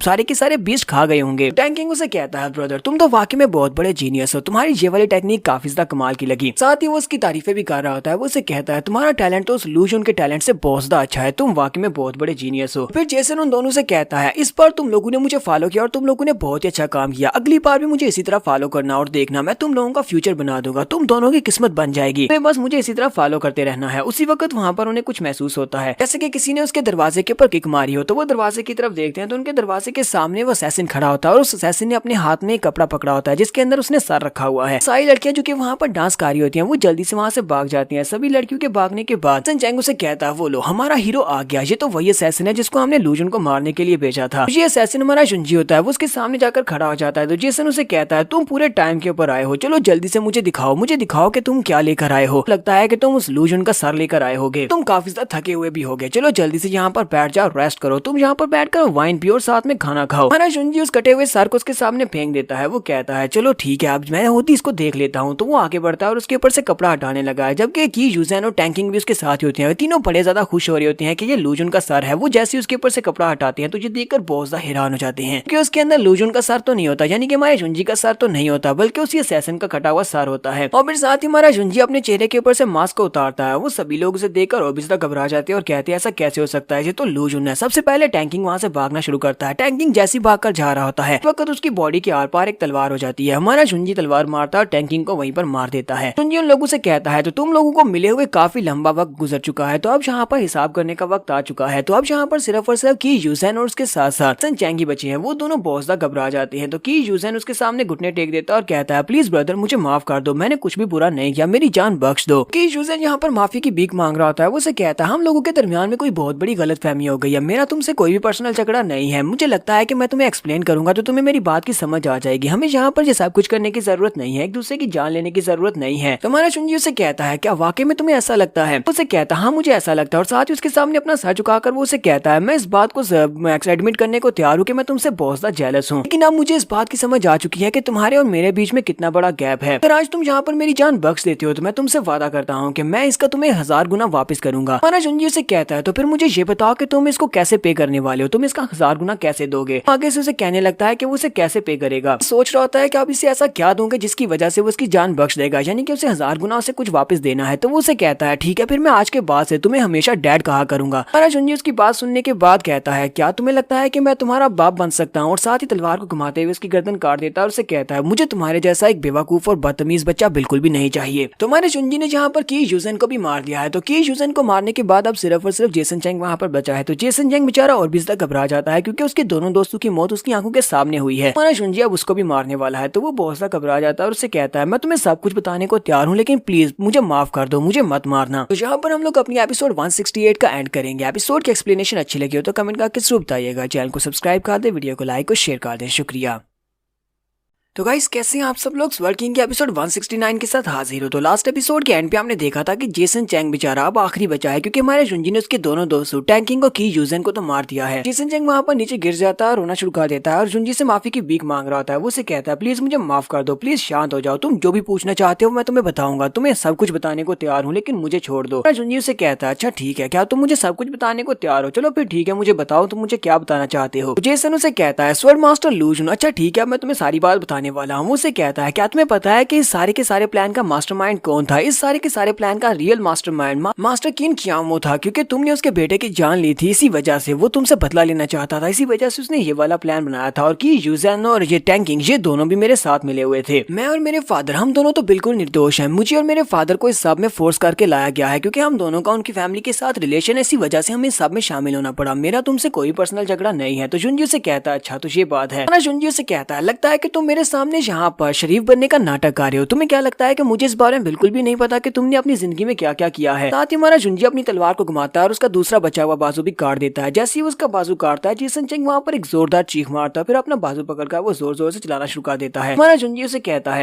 कहता है मैं तुमसे जो भी पूछूंगा उसका सही सही जवाब देना, क्योंकि अगर तुमने मुझे सही जवाब नहीं दिया तो बाजू की जगह पर अगली बार तुम्हारी गर्दन होने वाली है। वो अपने पास एक क्रिस्टल निकालता है और उसे कहता है मुझे ये बताओ कि तुम्हारे पास ये 7 स्टार स्पिरिट स्टोन कहाँ से आया है? जेसन चेंग बहुत ज्यादा घबरा जाता है और उसे कहता है ऐसा कैसे हो सकता है? ये वाला स्पिरिट स्टोन तुम्हारे पास कहाँ से आ गया? क्योंकि ये वाला स्टार स्टोन ये वाला तो पिछले साल मेरे पास से गुम हो गया था। हमारा जुनजी उसके पेट में एक जबरदस्त किक मारता है और उसे कहता है मेरे सवाल का जवाब दो। मैंने पूछा कि तुम्हारे पास ये क्रिस्टल कहाँ से आया, मैंने ये नहीं पूछा कि तुमने इसे कहाँ पर खोया था। तो वो उसे कहता है अच्छा ठीक है रुको रुको प्लीज मैं तुम्हें बताता हूँ। जुनजी फिर से चलाकर उसे कहता है चलो जल्दी से बको। जेसन चेंग चलाकर उसे कहता है हाँ ठीक है मैं बता रहा हूँ। वो उसे कहता है ये स्टोन ये एक गिफ्ट है, हमारे ग्रैंड मास्टर ने गिफ्ट के तौर पर मेरे डैड को दिया था। मेरे फादर को ये गिफ्ट के तौर पर मिला था, उसके बाद मेरे फादर ने ये गिफ्ट के तौर पर मुझे दे दिया, तो उसके बाद ये मेरे पास था। जुनजी ये बात सुनने के बाद काफी ज्यादा हैरान होता है कि स्वर्ड पवेलियन लॉर्ड जो होते हैं जिसका नाम फैन वूजी है वो भी इस सब में शामिल है। कहता है ऐसा कैसे हो सकता है, उसके पास इतनी ज्यादा कीमती चीज कैसे हो सकती है? कहीं ऐसा तो नहीं है कि उसका मेरी मदर के साथ कोई ना कोई कनेक्शन है? तो हमारा जुनजी से कहता है अब मुझे मेरे एक और सवाल का जवाब दो। मुझे ये बताओ क्या 18 साल पहले यहाँ पर कुछ ऐसा हुआ था जो बताने लायक हो? क्या 18 साल पहले कुछ अजीब हुआ था? जेसन चेंग उसकी बात सुनने के बाद से कहता है 18 साल पहले तो मैं सिर्फ 3 साल का था, मुझे कैसे पता होगा कि 18 साल पहले क्या हुआ है? तो जुनजी फिर से आगे बढ़ता है, उसको कॉलर से पकड़ता है और कहता है चलो जल्दी से यहाँ पर दोबारा से सोच कर देखो 18 साल पहले ऐसा क्या हुआ था जो बताने लायक हो। अगर तुमने मुझे सही से जवाब दिया यानी कि मुझे तुम्हारा जवाब पसंद आया तो फिर मैं इस बारे में सोचूंगा कि तुम्हें जिंदा छोड़ दूं। अगर मुझे वो चीज पसंद नहीं आई तो फिर तुम जानते हो। तो वो बहुत ज्यादा घबरा जाता है और कहता है अच्छा रुको मैं जरा सोचने की कोशिश करता हूँ, मैं जरा सोच कर बताता हूँ कि 18 साल पहले क्या क्या हुआ था। तो जेसन चेंग उसे कहता है अगर तुम यहाँ पर 18 साल पहले की एक बहुत बड़ी खबर के बारे में सुनना चाहते हो तो मुझे एक बात याद आ रही है। मेरे डैड ने मेरे से एक बार बात की थी। मेरे डैड ने बताया था कि आज से ठीक 18 साल पहले एंजियन पवेलियन में एक बहुत ही खूबसूरत लड़की को लाया गया था। वो बहुत ही ज्यादा खूबसूरत थी और हर एक एस्पेक्ट में टैलेंटेड लड़की थी। वो एक बहुत बड़ी जीनियस भी थी और उस लड़की का नाम लियू मेंगजैन था। तो लियू फैमिली वालों ने अपनी इस लड़की की शादी जिंग चेंग गू के बेटे के साथ की थी। उनके साथ उन्होंने इसकी शादी को तय किया था ताकि वो अपने दोनों के रिलेशनशिप को ज्यादा अच्छा बना सके। लेकिन उस लड़की को इस शादी में कोई भी इंटरेस्ट नहीं थी, इसी वजह से उसने घर को छोड़कर भागना ज्यादा बेहतर समझा और वो घर छोड़कर भाग गई। जैसे कि कहा जाता है कि खूबसूरत औरतों का कोई एक ही दीवाना नहीं होता। हमारे जो पवेलियन लॉर्ड है फैन वूजी, उनका जो बेटा था वो भी इस लड़की मैंगजू से बहुत ज्यादा प्यार करता था, वो भी उसे पसंद करता था। तभी मैंगजैन से शादी करनी थी। तो फैन वूजी को भी अच्छी तरह से पता था कि ये लड़की लियू मैंगजैन ये बहुत ज्यादा जीनियस है और टैलेंटेड लड़की है। अगर उसके बेटे की शादी इस लड़की के साथ हो जाती है तो लड़के की तो जिंदगी संवर जाएगी, साथ ही साथ उनका लियू फैमिली के साथ एक रिलेशनशिप छूट जाएगा जो कि एंशिएंट स्टार सेक्टर का एक बहुत ही पावरफुल सेक्टर है। इसी वजह से मास्टर फैन वूजी ने अपने बेटे को लियू फैमिली में शादी करने का फैसला किया और उन्होंने लियू फैमिली वालों के साथ जाकर इसकी बात भी की। ये खबर सब बाकी की सभी फैमिलीज और सेक्टर्स को पता चली कि ये दोनों बड़ी फैमिलीज की आपस में शादी होने वाली है। तो वहाँ पर एक केओस मच गई, सभी लोगों में हाहाकार मची हुई थी। वो सभी लोग काफी ज्यादा हैरान थे। एक तरफ तो वो लड़का था जो कि वेंजियन पवेलियन का नया मास्टर बनने वाला था और दूसरी तरफ एक लड़की थी जो कि एक प्रोडिजी थी, यानी वो लियू फैमिली की यंग मिस थी और ऊपर से बहुत ही बड़ी पावरफुल और जीनियस लड़की थी। लेकिन अफसोस की बात तो यह है कि एक बहुत ही बुरा हादसा हुआ। वो बुरा हादसा ये था कि ग्रैंड मास्टर यानी कि हमारे जो मास्टर फैन वूजी थे ने अपने बेटे की शादी का प्रस्ताव रखने के बाद अपने बेटे को ही खो दिया, क्योंकि कहा जाता है लियू मेंगजैन ने न सिर्फ ग्रैंड मास्टर की ऑफर को रिजेक्ट किया यानी कि उनके बेटे से शादी करने से मना किया, बल्कि उनके बेटे की जान भी ले ली। उनके बेटे को मारकर वो वहाँ से भाग गई। उसने वेंजियन पवेलियन को छोड़कर भागने का फैसला किया और वो भागकर किसी दूसरी जगह के ऊपर चली गई। वेंजियन पवेलियन और इसके साथ साथ लियू फैमिली दोनों लोगों ने बहुत सारे लोगों को भेजा गया मेंगजैन को वापस लाने के लिए। तो मेंगजैन को वापस लाने के लिए इतने सारे लोगों को भेजा गया, लेकिन फिर भी वो कामयाब ना हो सके, वो उसको वापस ना ला सके। तो हमारा जुनजी उसकी स्टोरी सुनने के बाद उसे कहता है अच्छा ठीक है आगे की स्टोरी मैं तुम्हें बताता हूँ। कुछ अर्सा के बाद उसे क्लाउड डायनेस्टी में देखा गया। क्लाउड डायनेस्टी में जहाँ पर उसे देखा गया वहाँ पर एक छोटे से सिटी में एक लड़के के साथ उसने शादी कर ली हुई थी और शादी करने के बाद उसका एक बेटा भी हो चुका था। जब उन लोगों ने उसका पता लगा लिया तो उसका पता लगाने के बाद उन लोगों ने उसके हस्बैंड को मार दिया और उसके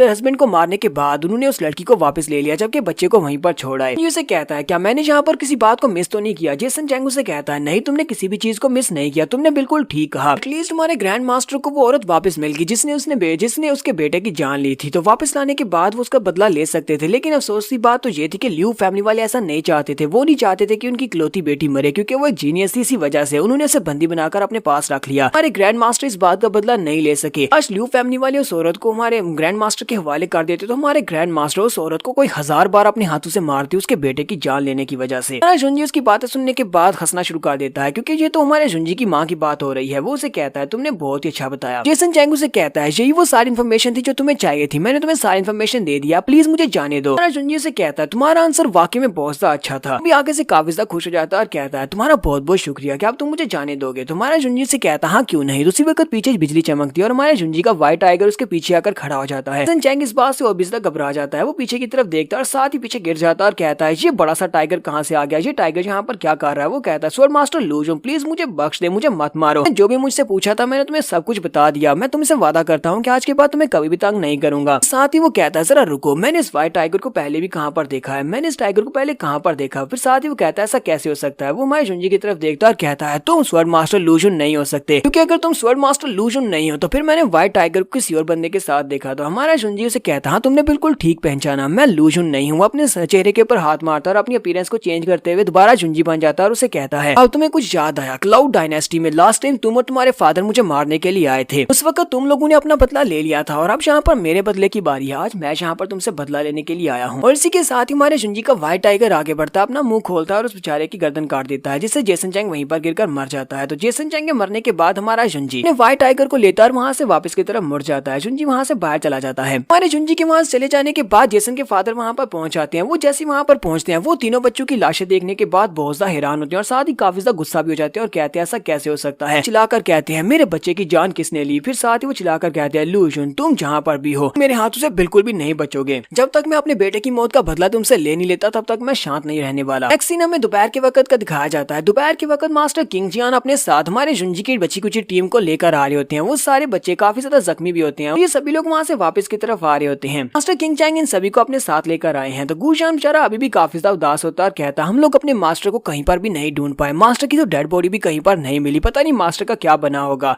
तो किंग शान उन लोगों से कहती है मैं तो बहुत ज्यादा बेकार निकली, ना तो वहाँ पर मास्टर का ध्यान रख सकी और ऊपर से मास्टर ने उस सुनहरी बालों वाले लड़के का ध्यान रखने के लिए मुझे कहा था, लेकिन वो लड़का भी यहाँ पर आते कहीं पर गायब हो गया। मैं तो उस लड़के को भी नहीं ढूंढ पा रही, अब मेरा क्या होगा। तो लू जिंग उसे कहता है तुम्हें ज्यादा परेशान होने की जरूरत नहीं है, ये तो अच्छी बात है कि हम सभी लोग सेफ साउंड यहाँ पर पहुंच जाए हैं। और दूसरी बात उस सुनहरी बालों वाले लड़के की, तो जैसे हम लोग यहाँ पर पहुंचे तो उसे देखकर लग रहा था कि वो काफी अच्छी तरह से हील हो चुका है। तो लगता है कि वो खुद ही चला गया होगा, तुम्हें उसके लिए ज्यादा परेशान होने की जरूरत नहीं है। मास्टर किंग जियान उन लोगों से कहते हैं हमें मास्टर स्वॉर्ड मास्टर लू जुन वहाँ पर कहीं पर भी नहीं मिला। अब हम लोग जब वापस जाएंगे तो जाने के बाद वहाँ पर काफी बड़ा बखेड़ा होने वाला है। ये लोग वापस की तरफ बढ़े होते हैं तो वहाँ पर पहले से जेसन के फादर खड़े होते हैं। वो बहुत ज्यादा गुस्से में होते हैं और कहते हैं तो यहाँ पर आओ और जल्दी से इन सभी के सभी को गिरफ्तार कर लो, किसी एक को भी यहाँ पर से जाने मत देना, कि इन सभी लोगों ने मिलकर मेरे बेटे की जान ली है। वो सभी लोग तो बेचारे बहुत ज्यादा हैरान होते हैं क्योंकि उन्हें तो इस बारे में जरा भी आइडिया नहीं होता। वो चिल्लाकर उसे कहते हैं इस बात का क्या मतलब है। स्पेशली गुशान भागता हुआ आगे बढ़ता और कहता है क्या बकवास किए जा रहे हो, हमने किसको मार दिया, हम तो यहाँ पर थे भी नहीं, हम किसी को कैसे मार सकते हैं। तुम यहाँ पर सोल्जर्स को लेकर खड़े हो ताकि वो हमें पकड़ सके, हमारे ऊपर इल्जाम लगाया जा रहा है जबकि हम लोग अभी वैली ऑफ डेथ से बचकर आ रहे हैं। तो मास्टर चैंग गुस्से के साथ उन सभी लोगों से कहते हैं तुम सभी लोगों की जुबान तो कुछ ज्यादा ही कैंची की तरह तेज चलती है। पहले तो हमेशा यहाँ पर तुम्हारा स्वॉर्ड मास्टर लू जुन हुआ करता था जो तुम्हें बचा लिया करता था, लेकिन अब तुम्हारा स्वॉर्ड मास्टर लू जुन यहाँ पर नहीं है, तो तुम्हें यहाँ पर अपनी जुबान को संभाल कर चलाना चाहिए। तो मास्टर की आगे बढ़ते हैं और कहते हैं अब जबकि लू जुन यहाँ पर नहीं है तो लगता है कि मुझे इन सभी बच्चों को कुछ मैनर्स सिखाने चाहिए, क्योंकि ये बच्चे इनमें काफी सारी मैनर्स की कमी है, तो इन्हें मैनर तो सिखाने पड़ेंगे। तो मास्टर किंग जियान उन लोगों से कहते हैं मास्टर चैंग मास्टर की मैं तुम लोगों की बात को अच्छी तरह से समझता हूँ, तुम दोनों ने अपने अपने बेटों को खोया है, लेकिन मैं यहाँ पर ये बिल्कुल भी नहीं कहूंगा कि तुम लोग इन बच्चों के ऊपर ये सब कुछ करो। इन सारे बच्चों के ऊपर इल्जाम कैसे लगा सकते हो, क्योंकि मैं पर्सनली इन सभी को वैली ऑफ डेथ से बचाकर लेकर आया हूँ। ये सभी लोग अगर सारा टाइम मेरे साथ है तो फिर यहाँ पर इस सिटी के अंदर तुम्हारे बच्चे की जान कैसे ले सकते हैं। मुझे तो लगता है कि तुम इन लोगों के खिलाफ सिर्फ इसीलिए जा रहे हो क्योंकि ये स्वॉर्ड मास्टर लू जुन के डिसाइपल्स हैं। स्वॉर्ड मास्टर लू जुन यहाँ पर है भी नहीं और तुम यहाँ पर इन सभी के ऊपर इल्जाम लगाकर इन सभी को जेल में बंद करना चाहते हो। ये एक्शंस बहुत ज्यादा बारबैरिक है, तुम स्टूडेंट्स के खिलाफ इस तरह बिल्कुल भी एक्शन नहीं ले सकते और तुम्हें इस बात की बहुत ज्यादा शर्म आनी चाहिए। मास्टर चैंग गुस्से के साथ अपनी तलवार निकाल लेते हैं और कहते हैं तुम अपनी बकवास बंद करो, इस सबसे तुम्हारा कोई भी ताल्लुक नहीं है। और वो उन लड़कों के ऊपर अटैक करने के लिए आगे बढ़ते हैं। जैसे वो तलवार उठाकर वहाँ पर अटैक करते हैं तो वहाँ पर हमारा जुंजी आ जाता है और उसे कहता है चैंग चीज आओ, अगर तुमने मेरे एक डिसाइपल के सर के एक बाल को भी छुआ तो उसके बाद देखना मैं तुम्हारा क्या करता हूँ। यहाँ पर हमारी एपिसोड 169 का एंड करेंगे। एपिसोड की एक्सप्लेनेशन अच्छी लगी हो तो कमेंट करके जरूर बताइएगा। चैनल को सब्सक्राइब कर दे, वीडियो को लाइक और शेयर कर दे। शुक्रिया।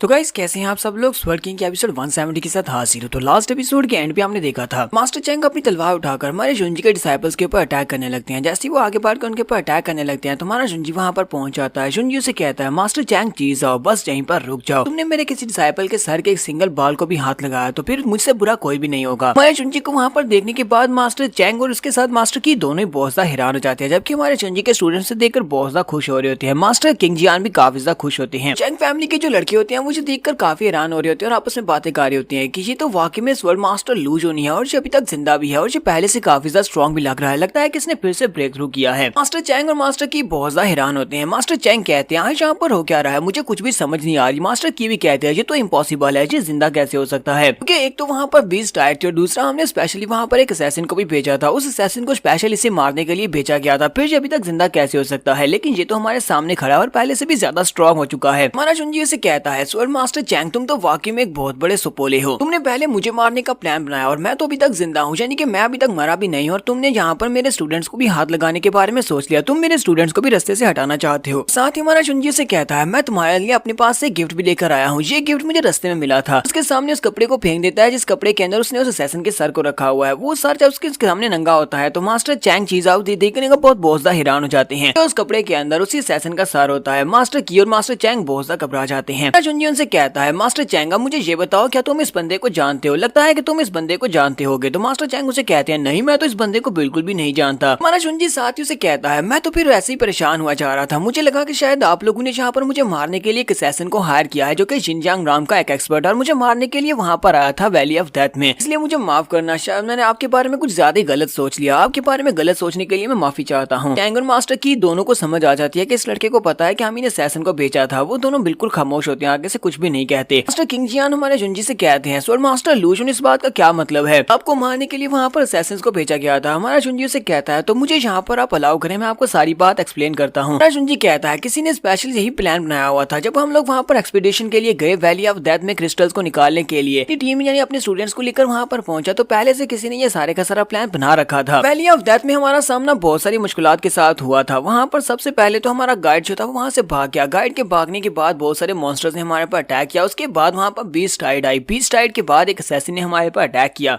मैं कितना ही स्किल्ड क्यों ना होता, मैं इतनी सारी मुश्किलात का सामना एक साथ अकेले से हैंडल नहीं कर सकता था। इसी वजह से सब कुछ हुआ, मैं अपने स्टूडेंट से अलग हो गया। मेरे बहुत सारे स्टूडेंट्स वहाँ पर मारे गए और काफी सारे स्टूडेंट्स ऐसे हैं जो बहुत ज्यादा जख्मी हैं। तो गुजान और उसके बाकी के स्टूडेंट्स जल्दी से उसके सामने झुक जाते हैं। गुजान उसे कहता है मास्टर ये मेरी गलती है कि मैं वहाँ पर आपकी बात को नहीं मान सका और आपका ध्यान नहीं रख सका। किंग जान उसे कहती है स्वर्ड मास्टर लू जोनी ये सारी मेरी गलती है क्योंकि आपने मुझे उस जख्मी वाले बंदे का ध्यान रखने का कहा था, लेकिन वो बंदा भी यहाँ पर आने के बाद गायब हो गया, मैं उसका ध्यान भी नहीं रख पाई। इसके साथ ही हमारा जुंजी चिल्लाकर उन स्टूडेंट से कहता है तुम सभी लोग वहाँ पर खड़े खड़े कर क्या रहे हो, चलो जल्दी से आओ और मेरे स्टूडेंट्स के हाथ खोल दो। तुम लोगों ने इनको बांधा क्यों है। वो जल्दी से भागते हुए आगे बढ़ते हो जाकर उनके हाथ खोल देते हैं। लोग किंग जान रोना शुरू कर देती है और हमारे जुंजी से कहती है हम लोगों ने वहाँ पर आपको ढूंढने की कोशिश की थी, लेकिन स्वर्ड मास्टर आप हमें वहाँ पर कहीं पर भी नहीं मिले थे, हमें आपके कोई भी ट्रेसेस नहीं मिल पाए थे। हमारा जुंजी उसे कहता है तुम्हें बिल्कुल परेशान होने की जरूरत नहीं है, मैंने ये सब कुछ जानबूझकर किया था। मैंने अपने ट्रेसेस इसीलिए नहीं छोड़े थे क्योंकि वहाँ पर एक असैसिन था। वो असैसिन तुम सभी को मारना चाहता था। असैसिन को अपने साथ लेकर वहाँ से दूसरी तरफ चला गया ताकि मैं वहाँ पर अकेले में फाइट कर सकूं और तुम सभी स्टूडेंट्स की जान बचाई जा सके। वैसे तो वो काफी ज्यादा स्ट्रॉन्ग था और मुझे भी इस बारे में कंफर्म नहीं था कि मैं उसको हरा पाऊंगा या नहीं, इसी वजह से मैं उसे वहाँ से काफी दूर लेकर चला गया था। सभी स्टूडेंट्स रोना शुरू कर देते हैं, हमारे जुंजी के साथ ही लिपट जाते हैं और उसे कहते हैं मास्टर हमें लगा कि हम तुम्हें दोबारा कभी नहीं देख पाएंगे, इसी वजह से हम सभी लोग बहुत ज्यादा घबरा गए थे, लेकिन हम सभी लोग हम काफी ज्यादा खुश हैं। तो जुंजी कहता है मैं भी बहुत ज्यादा खुश हूँ कि तुम सभी लोग बिल्कुल ठीक हो और तुम मुझसे इतना ज्यादा प्यार भी करते हो। जुंजी कहता है काफी ज्यादा देर हो चुकी है, मुझे अपने जख्मी डिसाइपल्स को देखने के लिए जाना है, इसी वजह से मैं यहाँ से जाने वाला हूँ। जैसे हमारा जुंजी जाने लगता है तो मास्टर की उसे कहते हैं यहीं पर रुक जाओ, तुम कहाँ पर जा रहे हो। मास्टर चैंग भी उसके सामने खड़े हो जाते हैं और कहते हैं स्वर्ड मास्टर लू जोनी मुझे ये बताओ कि पिछले एक हफ्ते से तुम कहाँ पर थे। तुम वैली ऑफ डेथ में थे, लेकिन वैली ऑफ डेथ से तुम्हारे स्टूडेंट्स अकेले वहाँ से वापस आए और तुम वहाँ पर उनके साथ नहीं थे, तुम वहाँ पर मिसिंग थे। इसका मतलब क्या समझा जाए कि तुम उस